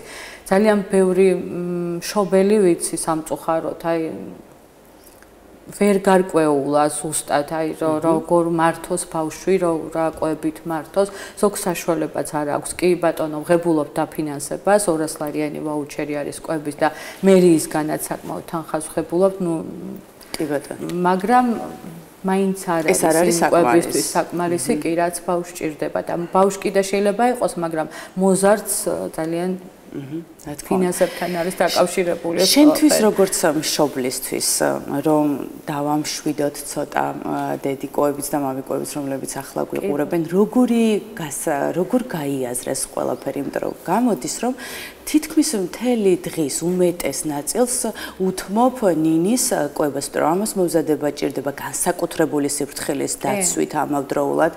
თუ თქვენ რა თქმა უნდა პირადი ცხოვრებაც გაქვთ ხო სამსახური გაქვთ, აი ამ ყველაფერს როგორ უთავსებთ ერთმანეთს, თუ ყველაფერი ძალიან მარტივია, ეჩვევი ამ ყველაფერს ძალიან მარტივია. ცომის და ტკბილეულის ამოღება ჩვეულებრივ ეს კიდე ჩვენთვის სასარგებლოა და გვიწყობს ხელს, რომ უარი ვთქვათ ესეთ რაღაცებზე. არა, ნამდვილად ეს არ არის განაჩენი, არ არის ტრაგედია რაღაცა, აი რა ჭირს ჩემს შვილს და ამის დამალვა კიდე არა, ნუ ვერ წარმომიდგენია მშობელმა რატომ უნდა დამალოს ეს დიაგნოზი, არიან სამწუხაროდ ესეთი მშობლებიც, რომ ის არ ამბობენ. ეს ბავშვისთვის არის უფრო დიდი სტრესი, ჩემი აზრით. ბავშვი უნდა გააგებინო, რომ ამაში არაფერი არ არის, ჩართო ის დღის რუტინაში, ჩართო ყველა ოჯახის წევრი. აი, რა ურჩიო, რა ვიცი, არაფერი სირთულე არის, რომ გაიგებ თავიდან, არიცი ამ დაავადების შესახებ, არიცი დიაგნოზის შესახებ, არიცი როგორ მოიქცე, რა გააკეთო, სად რა იყიდო, რა არის გლუტენი, რო არ შეყვეს, კვალიც, ყველაფერი, მაგრამ შეიძლება საუბარი, წაკითხვა, ექიმთან ხშირი კომუნიკაცია, მშობლების შეხვედრა უნდა მოხდეს ძალიან ხშირად და გაუზიაროთ ერთმანეთის რაღაც რეცეპტი იქნება თუ მაღაზიები სად რას ვყიდულობთ, ყველაფერი იქნება კარგად. თუ ვისაუბრებთ და თუ არ ჩავიკეტებით საკუთარ თავში, თუ არ გადავმალავთ ბავშვს და მის დიაგნოზს, ყველაფერი ეშველება. აი სწორედ ინფორმაციების გაცვლის მიზნით რა ღონისძიებები ტარდება ხოლმე ბათუმში? ბათუმში, აი როგორც ახსენა ქალბატონმა კეთი, 2 წლის უკან ჩატარდა ეს კონგრესი. მეც დავესწარი ამ კონფერენციას და ძალიან კარგი იყო, პედიატრი ესწრებოდა ქალბატონი კეთი ტაბადაძე და მარიამ ღუღუნიშვილი. მაგის შემდეგ აი ჩვენთან ბათუმში არ ჩატარებულა არაფერი. აი წელს მე გამოვიჩინე ინიციატივა, ჩემი საკუთარი რესურსით, ხარჯებით დავუკავშირდი ამ მშობლებს, ვთხოვე რომ ეს 16 მაისი იცით რომ ცელიაკიის საერთაშორისო დღეა ცნობიერების ამაღლების მიზნით, უბრალოდ შევიკრიბებით, ღონისძიება იქნება. ნუ დაგეგმილია თბილისთან შეუთანხმე კონცეფცია, როგორც თვითონ აქვთ გაწერილი, იქნება გასართობი შოუ რაღაც ბავშვებისთვის მოწყობილი. შევიკრიბებით მშობლები, გავიცნობთ ერთმანეთს, გავუცვლით ინფორმაციას, გავუზიარებთ, ბავშვები გაიცნობენ ერთმანეთს და იმედია ამის შემდეგ უფრო ხშირად მოხდება ეს შეხვედრები. ეს ინფორმაციის გაზიარება ძალიან დიდი მნიშვნელობა აქვს. სად როგორ კეთდება, დაფინანსებაზე არიციან რა საბუთი გააკეთონ, ვის მიმართონ, სად რა იყიდონ, ხშირად აქციები, ამ ყველაფერს გავუზიარებთ ერთმანეთს. თუ წერენ ხოლმე გარკვეულ კითხვებს, ასე დროს როგორ მოვიგზეთ, ვინაიდან უკვე გამოცდილი ხართ ამ მიმართულებით. ძალიან ბევრი მშობელი, 3-4 მშობელი გავუშვი პირადად ხალბატონ მარიამთან. აი რომ გაეცნო ჯგუფი მაქვს Facebook ჯგუფი გავაკეთე უგლუტენომანია, სადაც შეუძლიათ გაწევრიანდნენ, ალბათ ვიღაცის თქმით, რჩევით მიხვდნენ სიმპტომურად, რომ ბავშვს რაღაცა ჭირდა, გაწევრიანდნენ ჯგუფში. დავაკვალიანე და სამწუხაროდ მართლაც დადასტურდა დიაგნოზი. სამწუხაროდ თუ საბედნიეროდ დროულად როცა აღმოაჩენ ყველაფერს ძალიან კარგია. მე ვფიქრობ ეს შეხვედრები ძალიან მნიშვნელოვანია ნამდვილად რეგიონში და ველოდებით 7 ივნისის კონგრესს, როგორც ხალბატონმა კეთილმა აღნიშნა. კი ბატონო. თქვენ სიმპტომები ახსენეთ და მინდა ჩაგეკითხოთ, როდესაც ახლა ნინი გადის მკურნალობის პროცესს, ახლა თუ აქვს რაიმე ისეთი გამოვლინება სიმპტომური? მკურნალობის პროცესს ვერ დავარქმევ ამას, იმიტომ რომ მთელი ცხოვრება უნდა იყოს ამ კვებაზე, რადგან ცელიაკია, როგორც აღნიშნე. არანაირი სიმპტომი აღარ აქვს ნინის. ადრე ქონდა შებერილი მუცელი, მხოლოდ ნინის ასიმპტომური ცელიაკია ქონდა, ზოგს არის რომ დაავადება, რომელიც სიმპტომების გარეშე მიმდინარეობს. მაგრამ არის ზოგს და აქვს სიმპტომები, ანუ სახეზე გამონაყარი, შებერილი მუცელი, ხშირად ავადობა, იმუნიტეტი დაქვეითებული აქვს მაგ დროს ბავშვს. თავის ტკივილი, სახსრების ტკივილი, უხასიათობა, მაგრამ ნინის არ ქონდა მსგავსი არაფერი, მხოლოდ შებერილობა ქონდა მუცლის და დიარეა. ეხლა იმდენად ზუსტ კვებაზეა თვითონ ბავშვიც უყურებს, აი რაღაცას რო ყიდულობთ, დააკვირდება, რომ თუ აქვს ნიშანი, გადახაზული თუ არის, ან თუ აწერია, რომ gluten free-ა, ამას აკვირდება თვითონ. შვენიერი. და როდესაც სწორად იცავ ყველაფერს და არ არღვევ, აი ჩვეულებრივად ხარ არაფერი არ გაწუხებს, არანაირი სიმპტომი არ გაქვს. თავარია არ უნდა დაარღვიოს ბავშვმა. ეხლა გარდატეხის ასაკში რომ მიუახლოვდება რა სიზამს არ ვიცი, მაგრამ ამ ეტაპზე მომყვება. ყველაფერი კარგად იქნება, მე ასე ვფიქრობ. ხო, ну მოკლედ როგორც ვიხდი ამ კონკრეტული ერთი ან რამდენიმე ცილის არ მიღებით, არაფერი არ შედება, იმიტომ რომ ცილები ბოლო-ბოლოს სიცოცხლე ზოგადად ცილოვანი ამ პლანეტაზე ყოველ შემთხვევაში და შესაბამისად ფუნთუ შოუში არის, ყველაფერში არის ეს გლუტენი წეპოვანა, შოკოლადებში, მაკარონში როგორც ანუ თუ უზამენ ხო? ყველაფერში არის, თუ არ წაიკითხეთ ეტიკეტი, ისე არაფრით არ შეიძლება. ეგ გასაგებია, ზუსტად აქედან მაქვს შეკითხვა, ანუ თქვენ ერთის მხრივ გავიგეთ, რომ 100-დან 1-2 ადამიანს უდასტურდება ზოგადად, მეორე მხრივ თქვენ თქვით, რომ ჩვენთან ხშირად ანუ აქციებზე და რაღაცებზე გიწევთ რაღაც ისე ვთქვათ ნადირობა ამ პროდუქციაზე და აქედან რაღაცნაირი რამდენად ლოგიკურია შეკითხვა, უბრალოდ თან დავსვახავ, მაგრამ ხშირად ჭირს ადამიანებს რაღაცას მივსდევთ მოდის გამო.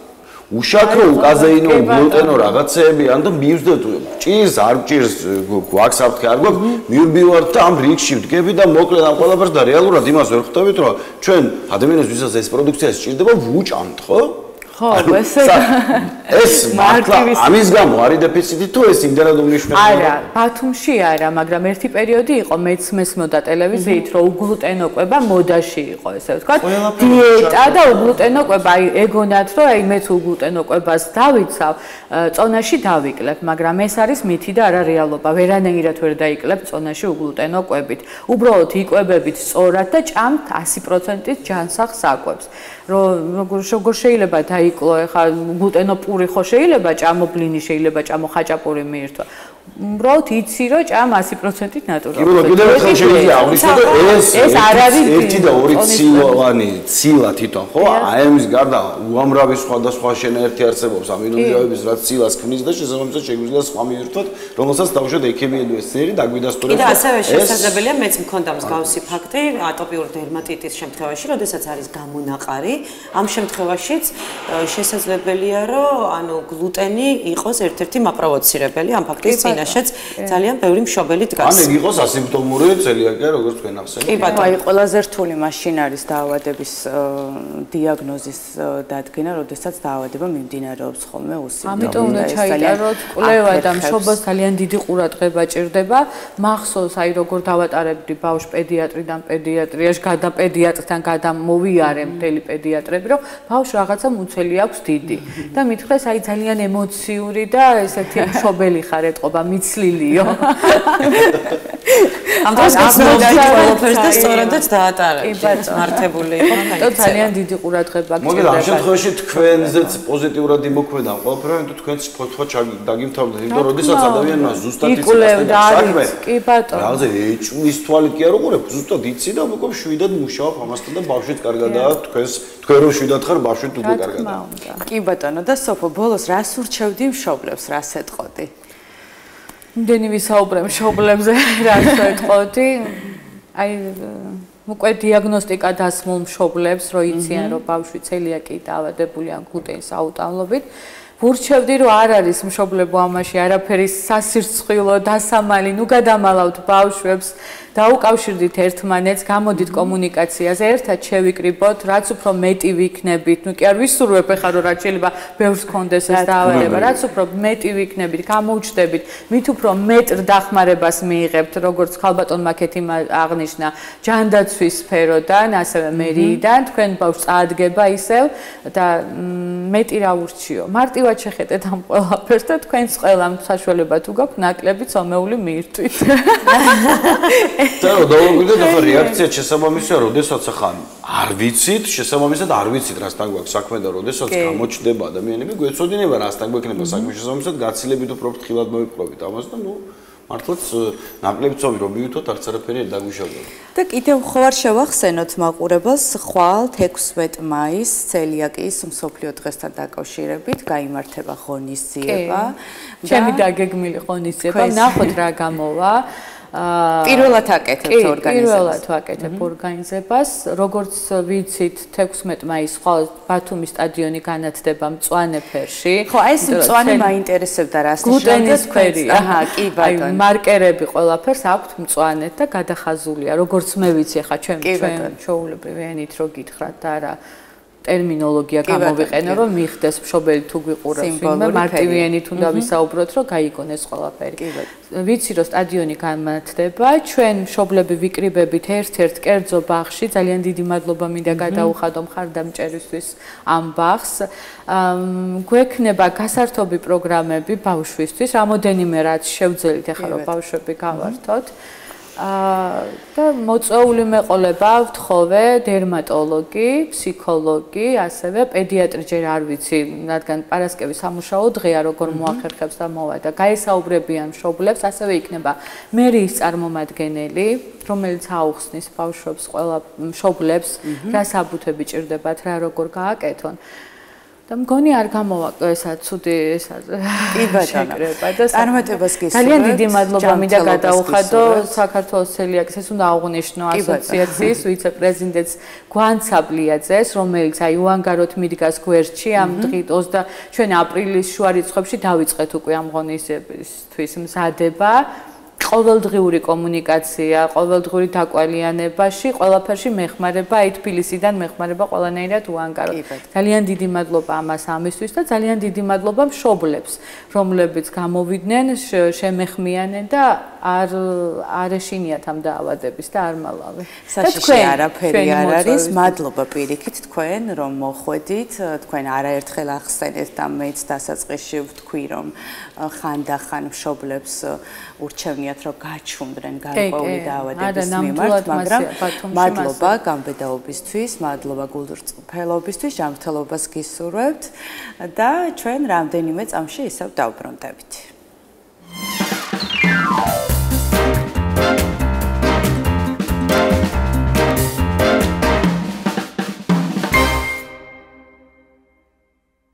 სოფო მადლობა, ძალიან საინტერესო თემაზე ვისაუბრეთ, ხო რაკურსით, ეს იყო მშობლის დამოკიდებულება და ალბათ ჩვენი მაყურებლისთვის ძალიან მნიშვნელოვანი, იმიტომ რომ მრავალმხრივ უნდა შევხედოთ პრობლემას და როდესაც მრავალმხრივ შევხედავთ და ასევე შევისწავლეთ თუ რასთან გვაქვს საქმე, ვართ შეიარაღებულები, როგორც პაატამ თქვა. ასევე ძალიან მნიშვნელოვანი მოვლენა ხდება საქართველოში. საქართველოს მსოფლიო სპორტული არენის ცენტრში ექცევა ივლისში თბილისი ფარიკაობის მსოფლიო ჩემპიონატს უმასპინძლებს.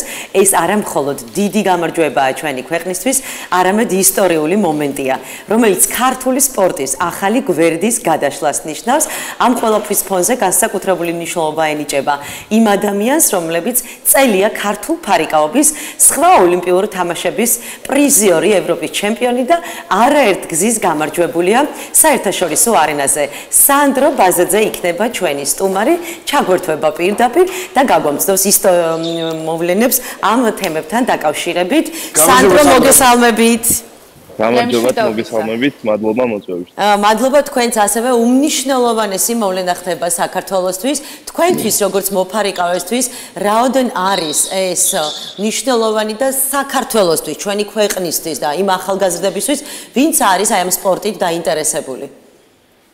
კი, ნამდვილად ისტორიული რამ არის ეს არა მარტო ჩემი სპორტისთვის, სრულიად საქართველოსთვის ძალიან დიდი წარმატებაა, იმიტომ რომ ძალიან ბევრი ადამიანი ეწევა ჩვენ ქვეყანას, ჩვენ სპორტს შეუწყობს თელს განვითარებაში, რა თქმა უნდა. უფრო მეტი პატარა და ახალგაზრდა სპორტსმენი გვეყოლება დარწმუნებული ვარ ამ მსოფლიო ჩემპიონატის შემდეგ. რაც შეეხება ჩემთვის პირადად ძალიან მნიშვნელოვანია, იმიტომ რომ სახში ტარდება მსოფლიო ჩემპიონატი და მაქსიმალურად ვეცდები რომ მობილიზებული ვიყო, კარგ ფორმაში მივიდე და ის შედეგი დავაფიქსირო, რასაც ველოდები ჩემი თავით. სანდრო, თქვენ არაერთი ბარიერი გადალახეთ, არაერთი პრიზის და ჯილდოს მფლობელი ბრძანდებით. ბოლო პერიოდში ვიცით, რომ რაღაც პატარ-პატარა პრობლემებს წავაწყდით და ფსიქოლოგიურად ძალიან რთული იყო სპორტსმენისთვის ეს ყველაფერი, იმიტომ რომ არ იმსახურებდით, მაგრამ დღესდღეობით ეს ყველაფერი ჩვენს ქვეყანაში ტარდება და დარწმუნებული ვარ, რომ თქვენ გახდებით გამარჯვებული და კიდევ უფრო მეტად გაქვთ мотиваცია ამ შეჯიბრის, აი ესე ვთქვათ.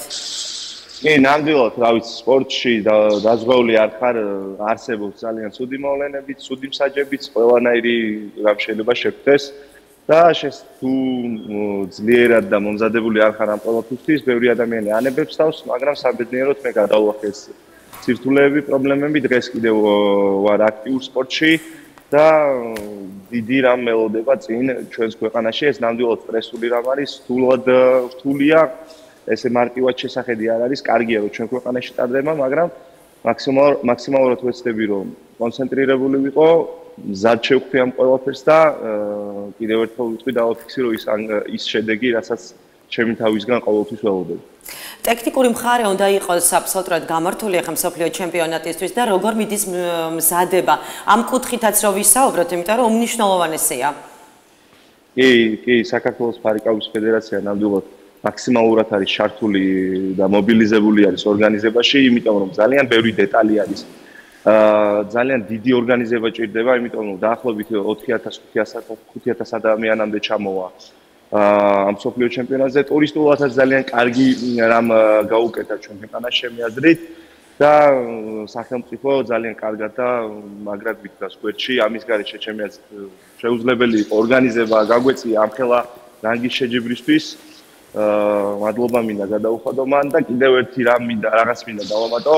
ბიზნეს სექტორები უფრო თუ გამოიჩენენ თავს, ჩემი აზრით უფრო კარგი იქნება, იმიტომ რომ უნდა გაანალიზონ, რომ როდესაც მსგავსი რამ ტარდება, ეს მათთვისაც კარგი რამ არის, ჩემი აზრით და სოფლიო მასშტაბით გაიტანენ თავიანთ ბრენდებს. ჩემი აზრით ცოტა ყურადღებით უნდა მიუდგენ მსგავს საკითხებს.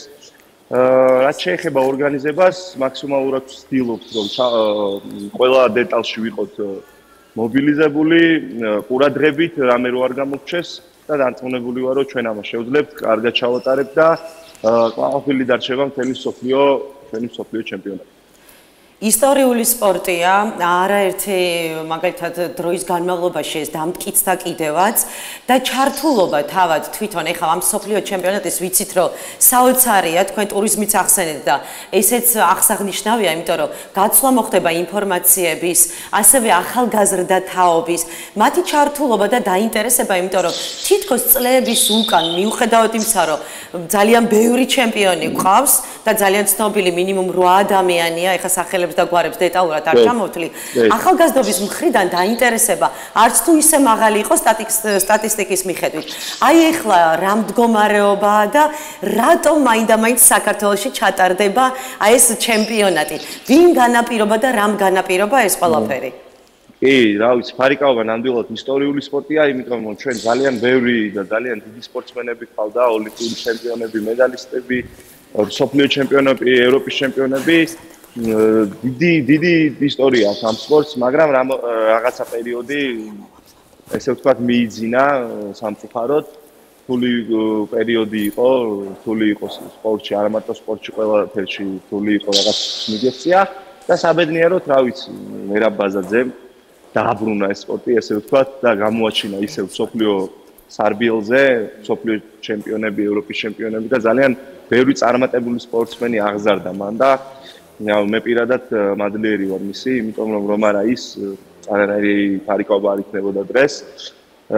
რაც შეეხება დაინტერესება, ძალიან ბევრი ბავშვები დადიან არა მარტო თბილისში, ბათუმშიც საკმაოდ კარგი სკოლა არის უკვე ქუთაისში, ზესტაფონში, აი უკვე მასშტაბურად ედება ეს სპორტი მთელ ქვეყანას და ძალიან მახარებს რომ რაღაცა წვილი მეც მიმიძღვის ამ ყველაფერში და ცნობილი ხდება ეს სპორტი და ძალიან ბედნიერი ვარ ერთი ბავშვის რომ რაღაცა ჩემი ყურებით გაიზარდოს და რაღაცა мотиваცია მივცე, ჩემთვის ამაზე დიდი ბედნიერება არაფერი არ არის.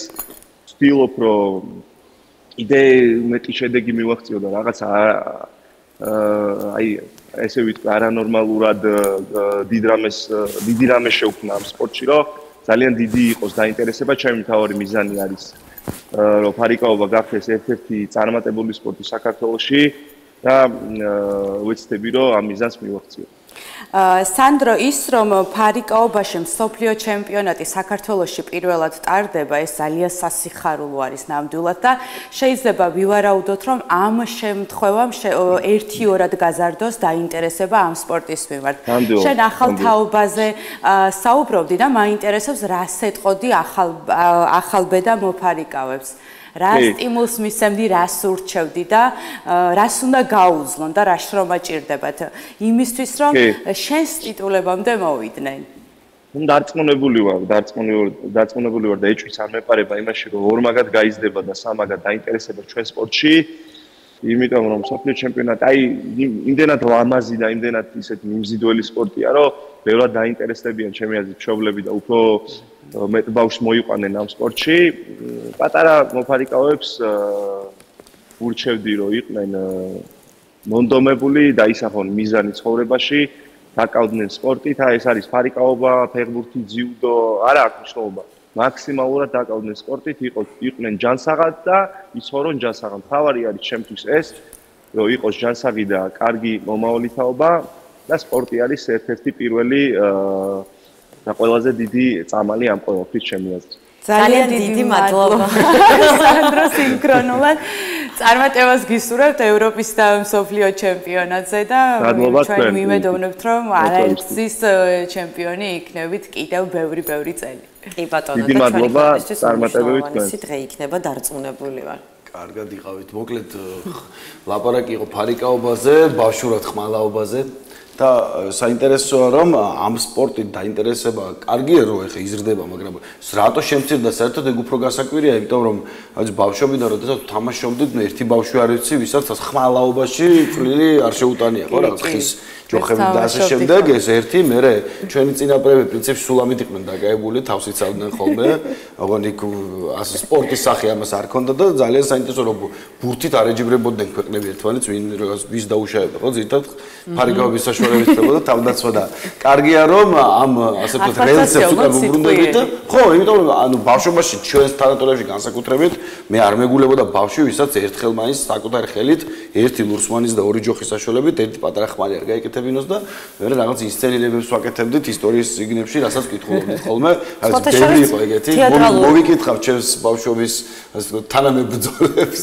თეატრალურ უნივერსიტეტში მსახიობის ოსტატობასთან ერთად სწავლობთ სცენიურ მოძრაობას და ერთ-ერთი ფარიკაბა იყო, გავდიოდი და ძალიან მომწონდა. მართლა. ხო, მაგალითად სასცენო ხელოვნება. ხმალავდა თქვენ, იმიტომ უცხო არ იყოს ფარიკაბა სიტყვა, არის რაღაცები თქვენობით რომ იმართავდა. მოფრინე მოხმალავეები ვიყავით ყველა, ბავშვებიც კი, გოგოებიც კი ღებულობდნენ ამას მონაწილეობას და. როდის სწავლობდი მაინტერესებს. ჯერ თავისით მოდიოდა ფილმებიდან, მულტფილმებიდან, მონაყოლიდან, ზღაპრებიდან, რა ვიცი, ნუ ხა ბუნებრივი უნარია ჩვენმა წინაპარმა სადღაც ჯოხი რო დაინახა და პირველად დაალო ხელი ჯოხს გადაწყვიტა მოექნია, მარტო ქართველის არა ზოგადად. აი იქიდან დაიწყო ალბათ ფარიკაობა და დღეს სპორტამდე მივიდა, თორე ეს სრულყოფა ხდებოდა 1000 წლების განმავლობაში ამ უნარის და. რახან თამაშებზე ვლაპარაკობთ, ისიც ვიცით რომ ბავშვობიდან სწავლობთ ძალიან ბევრ რამეს, სკოლამდე ძალიან ბევრ რამეს სწავლობთ, სკოლის პერიოდში ზარბანებებთ ამ თამაშს თავს, იმიტომ რომ ნუ რო არ ვილაპარაკოთ რევოლუციამდელი ბავშვი რატომ იყო ასეთი და ისეთიო. მიხედავთ ისე რომ ფილმის ციტატა არ გავიმეორებ ხო, სათამაშო ძალიან დიდი მნიშვნელობა აქვს, სათამაშოსთან ურთიერთობას აქვს ძალიან დიდი მნიშვნელობა, იმიტომ რომ ადამიანის ზრდასრულიც კი თამაშის სახით სწავლობს რაღაცას და თუ დააკირვებდებით სხვადასხვა ფსიქოლოგიურ კონკურსებს და სხვადასხვა შეხვედრებს, სადაც ფსიქოლოგი რაღაც თამაშს თავაზობს ზრდასრულებს, იქაც ასე ამ თითქოს და ერთ-ერთი მარტივი კუთხით ხდება რაღაც ახალი სათვისება, ახალის გაგება საკუთარ თავზე და გარემოზე. და რამდენად მნიშვნელოვანია, რამდენად რთულია დღეს ითამაშო, როცა ხარ ბავშვი, როდესაც დაუშვათ ეზო არ გაქვს ხანდახან და სათამაშო ადგილი ცოტაა და სპეციალურად ნუ წაგიყვანო სათამაშო ადგილზე, რაც დროს მოითხოვს და მეორე ხელწუწუნებაა ადგილი და დრო არ გვაქვს. კი, გეთახმები აბსოლუტურად. ხანდახან ვფიქრობ, ახლანდელი ბავშვები, აი დღევანდელი თაობა, საერთოდ თამაშობენ, აი ეს მაინტერესებს, ხო? როგორ ფიქრობ? აი ხომ მე მაგალითად ფანჯრიდან რო გავიხედებიან აივანზე რო გავდივარ, ბავშვს ვერ ვხედავ. იმიტომ რომ ის ინფრასტრუქტურებიდან გამომდინარე შეუძლებელია უკვე აი ეს მდგომარეობა, თუ მართლა წლები არ ცხოვრობ და აი წლები არ მოდის ოჯახები და შვილები სპეციალურად სადღაც. კი, ნამდვილად. ამ ეტაპისთვის ოღონდ სადღაც დე ამოვალ და არ ამოვალ ეს სმენია სწავლა განათლებით თამაშზე ასნაირად მე მგონია. ეგეც, რახან სწავლა განათლებამდე მივიდეთ, ბარებს სტუმარს დაუძახოთ ის სულამითაა დაკავებული. ველოდება სტუმარი ფილოსოფოსი, ჩვენი არაერთი გზის სტუმარი. უამრავი მოზარდის საყვარელი პედაგოგი ასევე, სადაც ასობით ბავშვთან გქონია ამ წლების განმავლობაში ურთიერთობა და არა მარტო პრინციპში უნივერსიტეტში რა ახლა დიდი ბავშვები ვართ უბრალოდ მაგ სასწავლებელში და აქაც კი რომ მოგვეცეს საშუალება რაღაცას ვითამაშებდით ასე რომ თამაშისადმი ადამიანი ყოველთვისაა გაწყობილი თუ შეუქმნით ფსიქოლოგიურ კომფორტს. ყველა მოდის. სწავლის მხრივ კი ერთია რომ ვლაპარაკობთ ამაზე, მაგრამ აი სტატისტიკა თუ არსებობს, აი თამაში თათვისება და სერიოზულად თათვისებას შორის, ანუ პროცენტული მაჩვენებელი როგორია? საერთოდ პირველ რიგში დიდი მადლობა მოწვევისთვის, მაგრამ იმდენად მეჩქარება ამ თემაზე საერთოდ პირდაპირ საქმეზე გადავდივარ. საერთოდ, როდესაც ბავშვის შემეცნებით პროცესია საუბარი და შემეცნების თავისებურებაზეა საუბარი, მოდი აბა ერთი წუთით გააკეთეთ კონცენტრაცია და თქვით რა არ შეიძლება ბავშვს ძალით გააკეთებინო. ძალით რო არ გააკეთებს. ძალით წიგნი არ უნდა წააკითხო. არა, მაგრამ შეგიძლია რომ წააკითხო. თამაშით. ძალით, რა ვიცი, შეიძლება აჭამო, შეიძლება რაღაცა დააძალო და რაღაცა ტანსაცმელი ჩააცვა ისეთი რაც მას არ. ანუ ყველაფრის დაძალება არის შესაძლებელი ბავშვზე. მაგრამ არ შეიძლება. არ შეიძლება სხვა არის, მაგრამ თეორიულად შესაძლებელია. შესაძლებელი. ერთადერთი, რასაც ვერაფრით ვერ აიძულებ, ეს არის თამაში. ანუ ერთადერთი რაღაც არის, სადაც თამაში ბავშვი აბსოლუტურად მთელი თავისი ნებით და მთელი თავისი მსოფლმხედველობით არის ჩართული. და ეხლა რატოა ეს ასეთი მნიშვნელოვანი? ჩემთვის როგორც მასწავლებლისთვის, იმიტომ რომ არსებობს ხო, როდესაც შემეცნების პროცესი ხორციელდება, არსებობს ორი ტიპის мотиваცია, ხო, გარეგანი мотиваცია და შინაგანი мотиваცია, ხო? გარეგანი мотиваცია არის ყველაფერი, აი მაგალითად მშობლის წახალისება, ნიშანი, მასწავლებლის შექება, რაღაცა ჯილდო, медали, ну რაღაც ნებისმიერი რა. და შინაგანი мотиваცია არის ერთადერთ რამეზე დაფუძნებული, ეს არის ცნობის მოყვარეობა, რომ ბავშვს უნდა აინტერესებდეს რაღაცა და ამ ცნობის მოყვარეობის გამოვლენის ფორმა არის თამაში. ანუ ბავშვი თამაშობს იმას, რაც აინტერესებს და იქ აი ზუსტად იქ ვითარდება, როდესაც თამაშობს. ერთადერთი ადგილი ბავშვის განვითარებისთვის არის თამაში. და ჩვენ რაღაცნაირად ენაშიც გვაქვს ხო ესეთი იცი რა ეს თქვენც ესე მითხარით რომ სერიოზულად რო სწავლობს თუ თამაშით რო სწავლობს და მინდა გითხრათ რომ ყველაზე სერიოზული სწავლა პროცესი ზუსტად მაშინ მიმდინარეობს როცა ბავშვი თამაშობს იმიტომ რომ მაშინ არის მთლიანად ჩართული თავისი ფსიქო-ემოციური ფიზიკური ინტელექტუალური მოცემულობით მთლიანად არის ჩართული პროცესში ასე რომ აქ ლაპარაკი არის იმაზე თუ რას თამაშობს და რას მივცემთ თამაშის ფორმას აი ძალიან ხშირად როდესაც აი ჩემთან ურთიერთობენ ესენი გინდმშობლები და გინდბავშვები აი ძალიან ბევრი ისე მატერიალური რესურსი მაქვს ხო რაღაცა ჩვეულებრივი ისინი რაც შეიძლება ყველა ოჯახში იყოს შეიძლება ყველა მაღაზიაში იყიდებოდეს მაგრამ ეს აქტივობები აი ჩვეულებრივი მატერიალური ნივთები ყოველთვის არის გარდაქმნილი რაღაცა ინტელექტუალურ შემეცნებით საშუალებად ანუ იმის უკან რაღაცა ტიპის ცოდნა დგას და ეს შეუძლია გააკეთოს ნებისმიერ მშობელს სახლში რომ შეიძლება ნებისმიერი თამაში აქციო თქვათ შემეცნების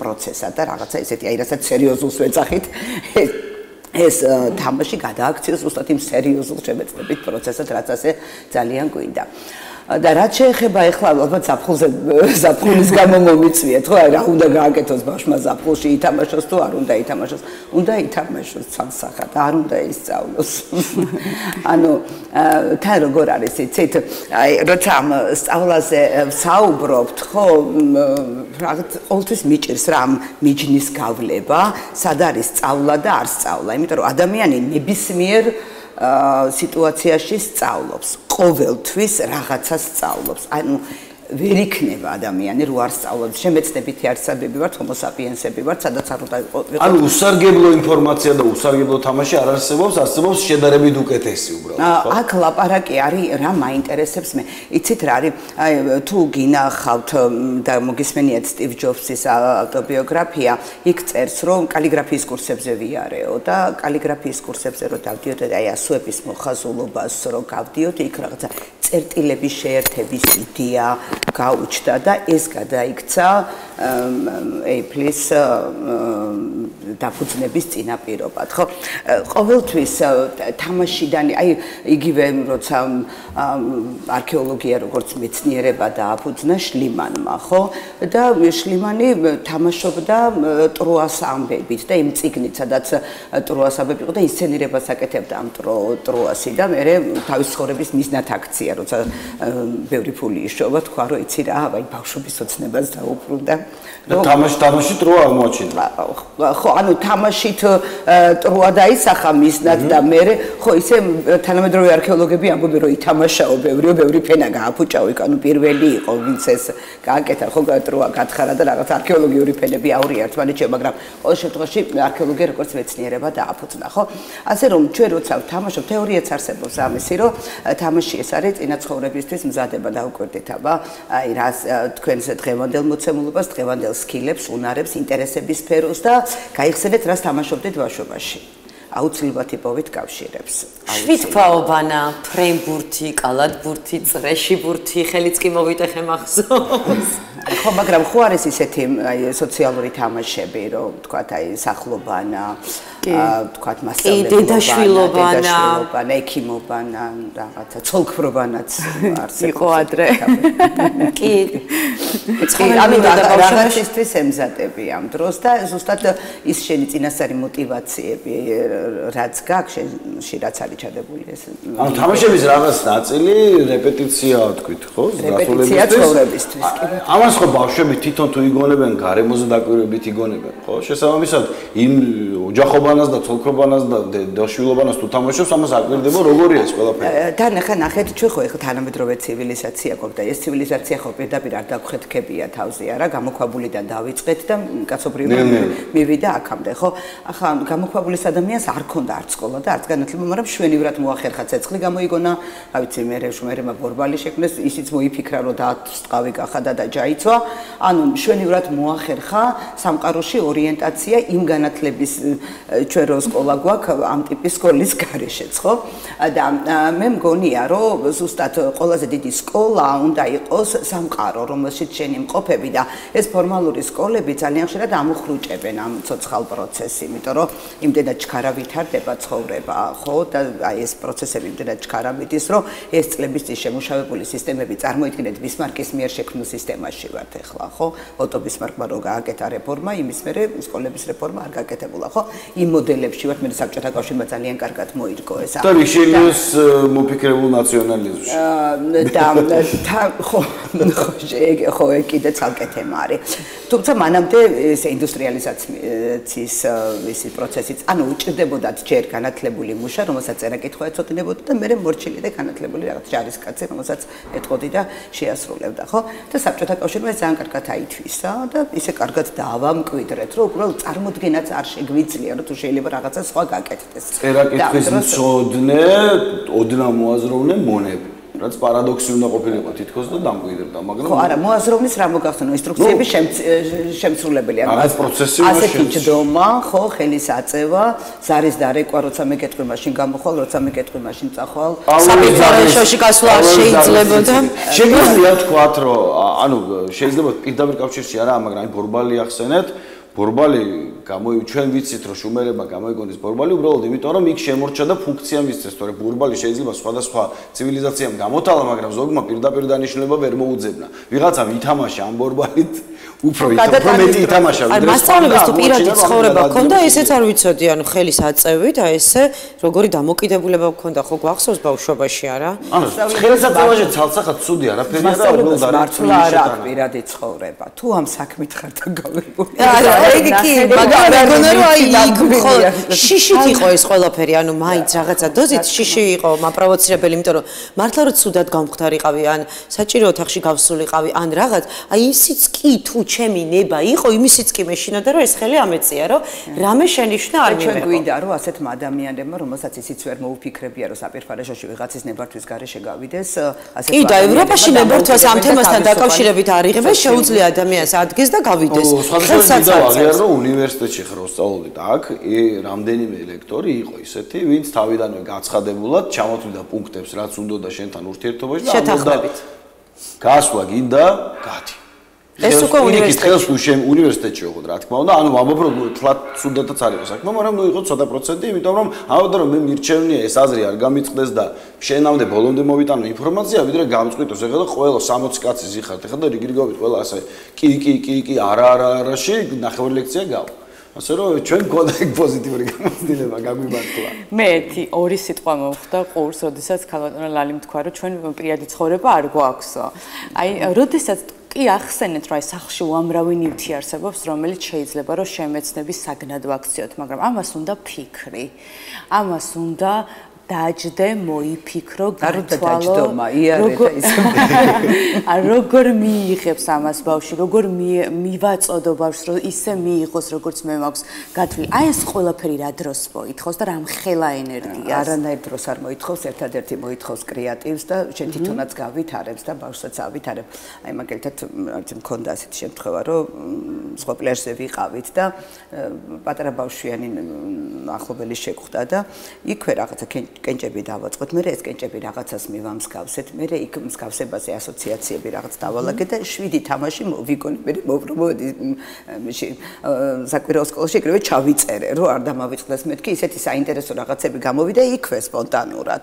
ანუ თვითონ მოყვებიან, თვითონ გაძლევენ იმპულსებს, თვითონ ვეიგონებენ ამას, თავარი არის რომ გაყვე და ამ პროცესს ხელი არ შეუშალო. როგორც ასე ვთქვათ, სოციუმის მცირე მოდელი ოჯახი, ხო? ოჯახში ფიქრის ტრადიცია თუ არსებობს, იქ მეტი შანსია, ყოველი თაობა კიდევ უფრო მეც ფიქრობდეს, თუ ეს ასე ვთქვათ, დიდი რენდომის ცალსახად ძალიან იცით რა არის თქვენ ახლა მეკითხებით ორი ძალიან მნიშვნელოვანი პარადიგმის შეხვედრის წერტილზე რომელზეც ძალიან ბევრს ფიქრობ და მუშაობ კიდეც ერთი არის ემპირიზმის თეორია რომელიც ამბობს რომ იცი რა სოციუმში ხდება ადამიანი ის იზრდება და მეორე არის რაციონალიზმი რომელიც გეუბნება რომ იცი რა რაღაცა უნარებით იბადება ადამიანი და ჩვენ ვართ იმ სამყაროში როდესაც ამ ორი უკიდურესობიდან რომელიმეზე პრიორიტეტი არ უნდა გავაკეთოთ ორივე არის საჭირო ანუ ადამიანი იბადება კიდეც რაღაცა უნარებით და მას ჭირდება კიდეც სოციუმი შეიძლება რაღაც დიდი ნიჭებით დაიბადოს და იბადებიან კიდეც აი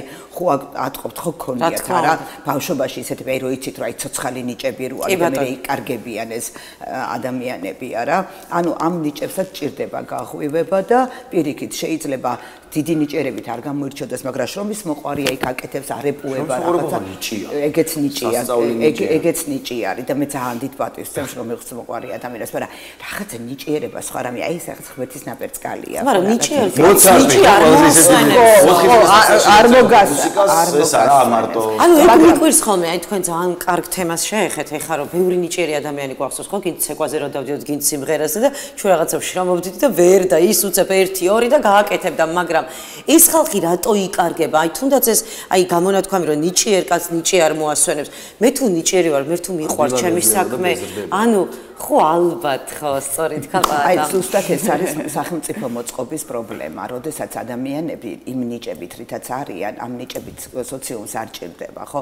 აი მაგალითად ხო არის გიადვალი რატო წავიდა ამ თავისი მთელი ნიჭიერებით და მთელი შრომის მოყვარებით და ამოცემულობით რატო ცხოვრობს სხვა ქვეყანაში ხო იმიტომ რომ მისი ასპარეზი აქ არ არის აბსოლუტურად და ანუ ქვეყნის ნუ ადრონულ კოლაიდერს ერთი გიას გამო ვერ აშენდეს გაჭირებული ქვეყანა მეორე ხო მაგრამ არცილუთა გამოთქვა მაგრამ ბევრი ნაირია ბატონი გიასნაირი მაგალითად ვინც დატოვა ხო დატოვა და ასეთი ხო ბევრი არის არა რომელსაც შეუძლია რომ რაღაცა პოზიტიური გააკეთოს თავისი ქვეყნის რაღაცა პატარ-პატარა გამოგონებები. აი რატომ მიყავთ ჩვენი ბავშვები Silicon Valley-ზე ძალიან ბევრი გამოგონების ავტორები არიან და ფაქტობრივად გზა აქვთ გახსნილი ამ მიმართულებით, მაგრამ ყველა ხო ვერ ახერხებს ამას, არა? აი Google-ში იყო რომ მიწვიეს ჩვენი სტუდენტები და ანუ ჩვენ თვითონ აქ აბსოლუტურად არა ვართ ქმნადობაზე და მეწარმეობაზე დაფუძნებულიერი და ფაქტობრივად ვაიძულებთ ამ ბავშვებს რომ თვითონ რო უყურო ხო აი რაში უნდა გამოვიყენოთ აი ვიცნობ ერთ ადამიანს რომელმაც გამოიგონა ძალიან საინტერესო ფორმულა ასფალტის შემადგენლობის რომელსაც აქვს ძალიან მყარი და კარგი შემადგენლობა მაგრამ რატომღაც არ ინტერესდებიან ამით ხო არის საშუალებები რაღაც მინახო ჩემს ბავშვობაში იყო ერთი მეგობარი მყავდა იგონებდა როგორ არ უნდა გახსნილიყო მანდარინი და შენარჩუნებულიყო როგორ შეიძლება და რაღაცა ცელოფნის აპკი გაეკეთებია გარედან და აი ესეთი რაღაცა წვრილმანები ეს იდეები იკარგება მაშინ როდესაც წარმატებული სოციუმები ამ ტიპის მოაზროვნეებს ეძებს და იმ წუთას გამოჩნდება ადგილი სადაც შეიძლება ამ ყველაფრის გამო ამიტომაც იტოვებენ ადვილად შენ სტუდენტს რომელიც პერსპექტივა აქვს და როდესაც წავიდა სასწავლებლად ეხა ხედავს ამის პოტენციალს და სჭირდება ხო მაგრამ ამ ყველაფრის უკან უნდა იდგეს აი მაგალითად თქვათ რა მეცნიერება იგივე აი ბიოქიმიის განვითარება იგივე ასტროფიზიკის ჩვენ ყავს ელგუჯა მეცმარიაშვილი ხო რომელმაც გამოიგონა თვითშლადი ანტენა რომელიც თანამგზავრული ანტენა ხო აი გვაქვს ამისი ტრადიციები და არა გვაქვს ამ დროს ფაკულტეტი გაუქმდა ხო ერთადერთი ფაკულტეტი იყო ბატონო ესე იგი ერთი დაგვრჩა რომ ვიფიქროთ იმაზე რომ სოციუმი ისე მოვეწყოთ ასე ვთქვათ აზრობრივად პირველ რიგში რომ რისი შესაძლებლობაც გვექნება მაქსიმალურად მოახმაროთ ეს შესაძლებლობა განათლებას რომ მე ამ განათლების საშუალებით მონეტიზაცია მოახდინოთ ნაწილობრივ და ადგილზე ვაკეთოთ რაღაცები იცით რა განათლება შესაძლებელი იქნება თუ კი არ ვიქცევით პარაზიტერად ანუ აბსოლუტურად მომხმარებელიერი ვართ ხო აი ასანც ვაწარმოებთ რას ვაწარმოებთ ხო კი არის რაღაცა ცოტა ამ ბოლო დროს განვითარდა ხო რაღაცა ხორცის წარმოება იქ რაღაც კვერცხის წარმოება რაღაც ვითარდება მაგრამ აი ისე სადაც აი მეცნიერული განვითარებების წერტილები აი ამ წერტილებს ვერ ქმნით თითქოს და უნივერსიტეტებთან უნდა ყოფილიყო მაგრამ ესეც ვერ არა და ნიჭიერი ხალხი ვართ ხო, ნუ ახლა ასე გამორჩეულად ყველა ნიჭიერი ხალხი ვარ, თავარია ოჯახში გაგვიმართლოს თავიდან, იმიტომ რომ ახლა ბავშვი თავისით ვერ გაშლის ფრთებს, იმიტომ რომ ყოველთვის სისტემა თუ მომართულია ფრთების შეკვეცაზე, ახლა ნუ იგი ორმაგი პროცესი არის. ერთი არის, როდესაც ბავშვი ყოველთვის არის გამომგონებელი, ყოველთვის არის შემოქმედი, ყოველთვის რაღაც სიახლისკენ არის მიდრეკილი და მეორე არის, რომ ბავშვს რაღაცა გარემოც უნდა შეუქმნა და აჩვენო, რომ მან ჩათვალოს, რომ რაღაც არის შესაძლებელი და აი ეს, რასაც მე ვაკეთებ, ეს თურმე კარგია და ეს თურმე შესაძლებელია. მე მქონდა ასეთი ისა, რომ აი ბავშვი ფენომენალურად უსტვენდა და რაღაც ისე მომწონდა, რომ მოუწონებნო მოკლედ მე მთელი გაკვეთილები ჩამიშალა რომ დაინახა რომ მომწონდა მისი სტვენა იდგა და უსტვენდა და ძალიან საყვარელი იყო. ძალიან დიდი მადლობა ქალბატონლალი, იმედი მაქვს რომ ამ თემაზეც არაერთხელ ვისაუბრებთ აქ და ყოველ ჯერზე ახლა ასე სწრაფად შეიძლება არ ხდება, მაგრამ მაინც ხო იმედი ცხოვრობს ადამიანი და ყოველთვის გაქვს სურვილი რომ აი საუბრიდან საუბრამდე რაღაცით მე საამაყოდ დაგჭირს. ჩვენ რამდენიმე წამში დავბრუნდებით რა თქმა უნდა.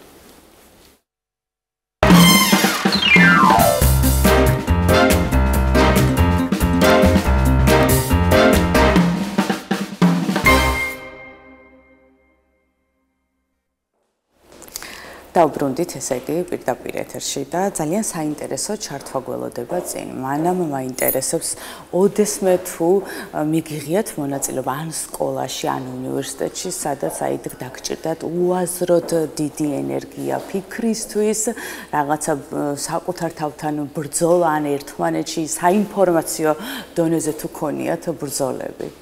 ვინმესთან კონკრეტულად თუ რა გულს? რასად როდის გადაწყდა? მე ვხვდი ხო ინტელექტუალური? ანუ შეჯიბრი. გაგვიმარჯვია კიდეც. კი. ერთხელ უნივერსიტეტში და ერთხელ ბათუმის მასშტაბით გაგვიმართლა და შვენიერი. აი სწორედ ამ თემასთან დაკავშირებით უნდა შემოგვიერთდეს ჩვენი ჟურნალისტი ქეთა ჩუცხვაშვილი, რომელიც გაგვაცნობს სკოლა პროგრესის გამარჯვებულ მოსწავლეებს, რომლებმაც გაიმარჯვეს ტვინების ბრძოლაში. საინტერესო არის, როგორ მიმდინარეობდა ეს პროცესები. გავიცნობთ სავარაუდოდ გამარჯვებულებსაც. ქეთა შემოგვიერთდი დღემშვიდობისა და მოგვიყევი ყველაფერი ამ ყველაფრის შესახებ. საუბრობთ ჩვენს მაყურებელს, ინტელექტუალური თამაშები სულ უფრო პოპულარული ხდება მოსწავლეებში და მათ შორის ტვინების ბრძოლა ერთ-ერთი ყველაზე მასშტაბური თამაშია. ტვინების ბრძოლაში კი მთელი საქართველოს მასშტაბით პროგრესელებით დაკომპლექტებულმა გუნდმა მოიპოვა გამარჯვება და მე მინდა ეს უნიჭიერესი ბავშვები გაგაცნოთ თქვენ დღეს და უკეთ გავიგოთ ამ თამაშის კონცეფციის შესახებ და ის თუ როგორ მოიპოვეს მათ ეს გამარჯვება. შუადღეში და პირველ რიგში გილოცავთ ბავშვებო ამ დიდ წარმატებას. მოდი თქვენთან გადმოვინაცვლებ პირველი მოგვიყევი აი ის ემოცია და განცდა როცა გაიგერო გახდი საქართველოს ჩემპიონი. დაუჯერებელი შეგრძნება იყო, ძალიან მიხარობდა და ვამაყობდი ჩემი თავით. აი როგორ ნაწილდებოდით გუნდში? ერთი გუნდში უნდა წერდეს, ეს იყო ალექსანდრე, ხოლო ერთი უნდა რჩებოდეს კაპიტნის რაუნდზე, ამ გუნდის კაპიტანი ვარ მე, ამიტომაც მე ვრჩებოდი. მოდი მოგვიყევი ამ თამაშის შესახებ. რა არის ტვინების ბრძოლა?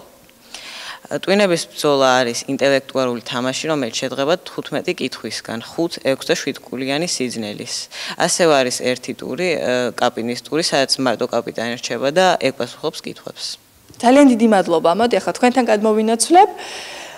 მოგვიყევით ან როგორ მოხდა თქვენი შერჩევა ამ თამაშში? სკოლა პროგრესი არის ერთ-ერთი წრე რასად როდისი და ამის შედეგად მოვხდით ჩვენ ტურნირზე. როგორ ემზადებოდი ამ თამაშისთვის? ჩვენ სკოლაში გაკვეთილების შემდეგ ვრჩებოდით და იაკობ მასწავლებელთან ერთად ვარჯიშობდით კითხვებზე და ამის გამოცდილებამ და სხარტულობამ მოგვაგებია ჩემპიონატი. რთული იყო? ასე თუ ის. ძალიან დიდი მადლობა.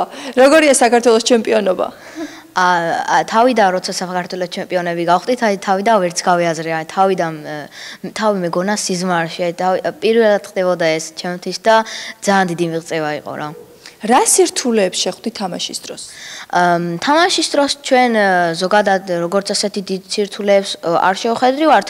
ერთადერთი ჩვენი სირთულე რაც იყო, ეს იყო სიჩქარე და ნერვიულობა.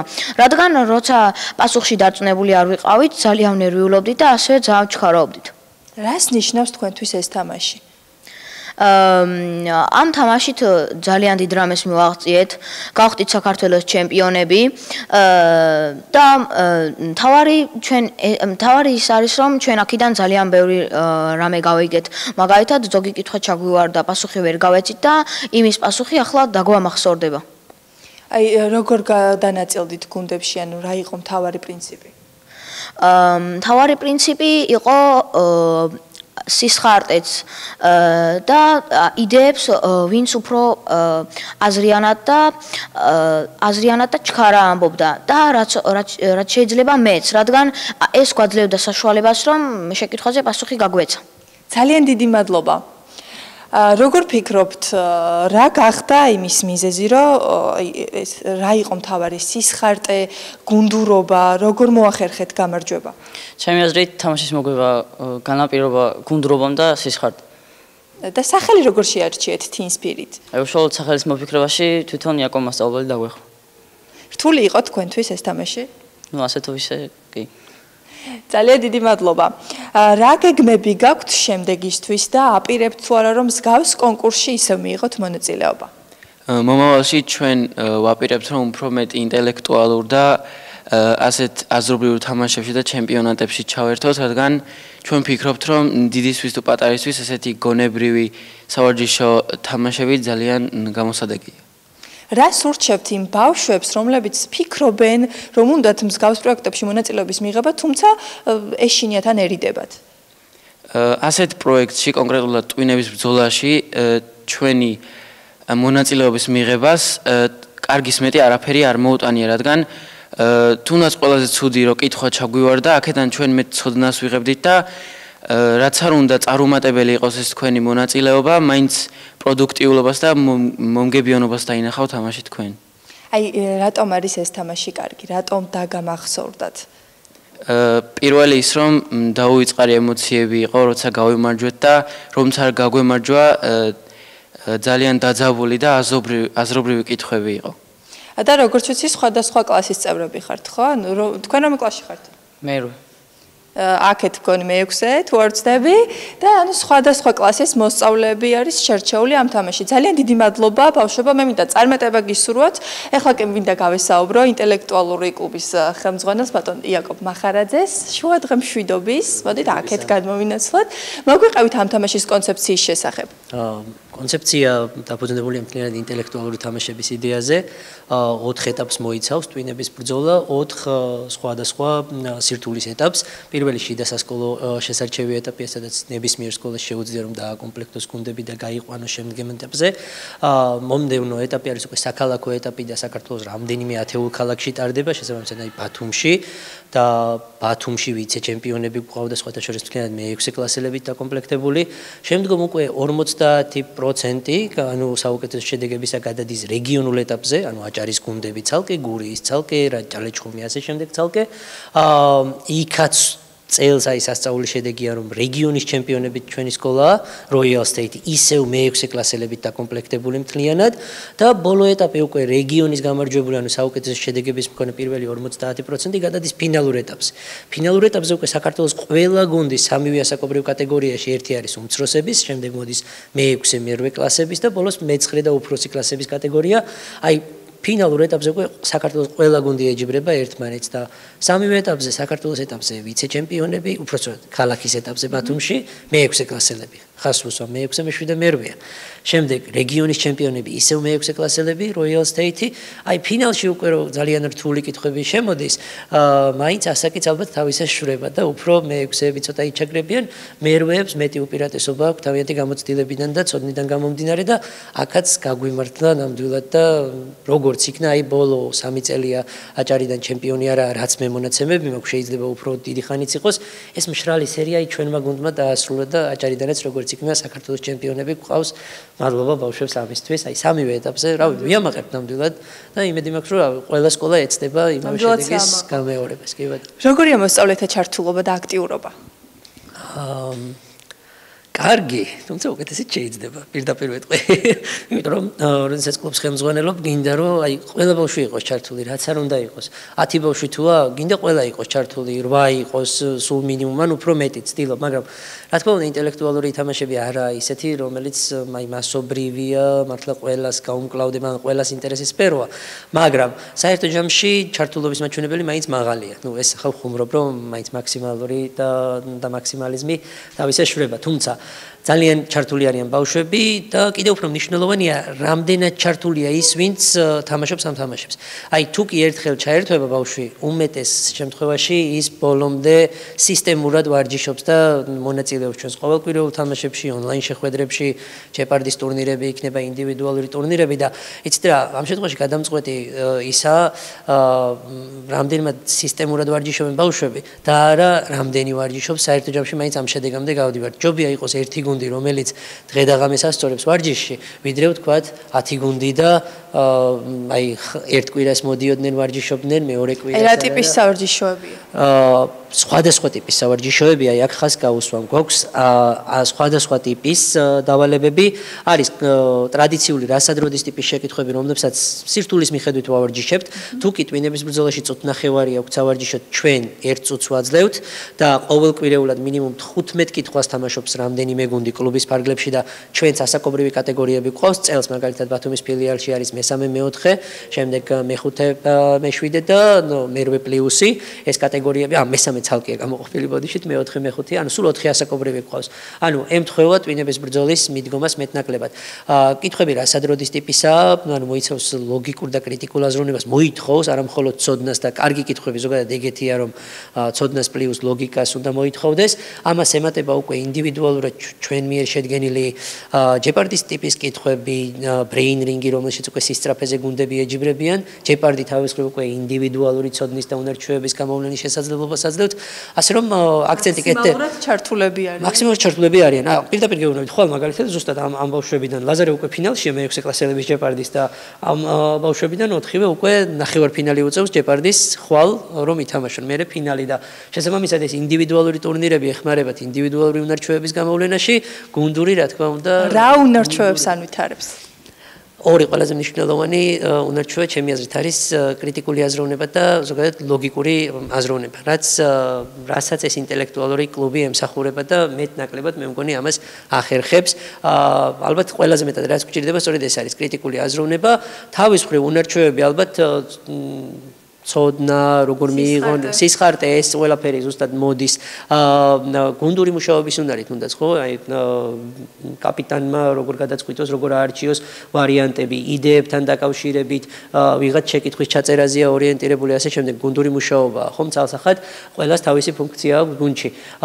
და ნუ შრომის მოყვარეობა რა თქმა უნდა არაკლიათ ამ ბავშვებს, იმიტომ რომ პარასკევს ღამის 10 საათზე ბევრი მოსწავლე არ შემოვა მაგალითად ან კვირას, ხო?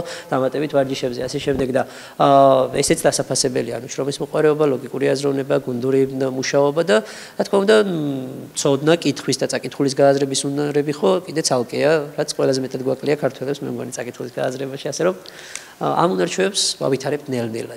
მე ჩემპიონისგან მოვისმინე უკვე ეს აზრი და თქვენი აზრით საინტერესო არის, რა არჩევას გაუზიარებდით იმ ბავშვებს, ვისაც სურს მსგავს პროექტებში მონაწილეობის მიღება? ზოგადად დაწყება არის საქმის ნახევარიო. ასეთი გამონათქვამია და მთავარია დაიწყონ. უბრალოდ ჩაერთონ ამ საქმიანობაში და არასდროს შეიკავონ თავი რაღაც მიზეზების გამო რომელიმე ტურში მონაწილეობისგან. იმიტომ რომ ეს არ არის ისეთი ტურნირი, სადაც ვთქვათ ერთი გუნდი დომინირებული იქნება ყველა ეტაპზე და კიდევ ერთხელ რას უსვამ ხაზს, მე-6 კლასელები, მე ორჯერ გახდნენ ვიცე-ჩემპიონები და ჩემპიონები, ხომ რეგიონის და ქალაქის. ანუ პაკეტებზე ბევრი რამაა დამოკიდებული და ყველას შეუძლია შედეგის ჩვენება და ისეთი ტურნირია და ამითაა მნიშვნელოვანი ეს საქართველოს ჩემპიონობა, რომ ყველას არ ეძლევა და ყოველწლიურად არ ეძლევა ეს შესაძლებლობა, ხო?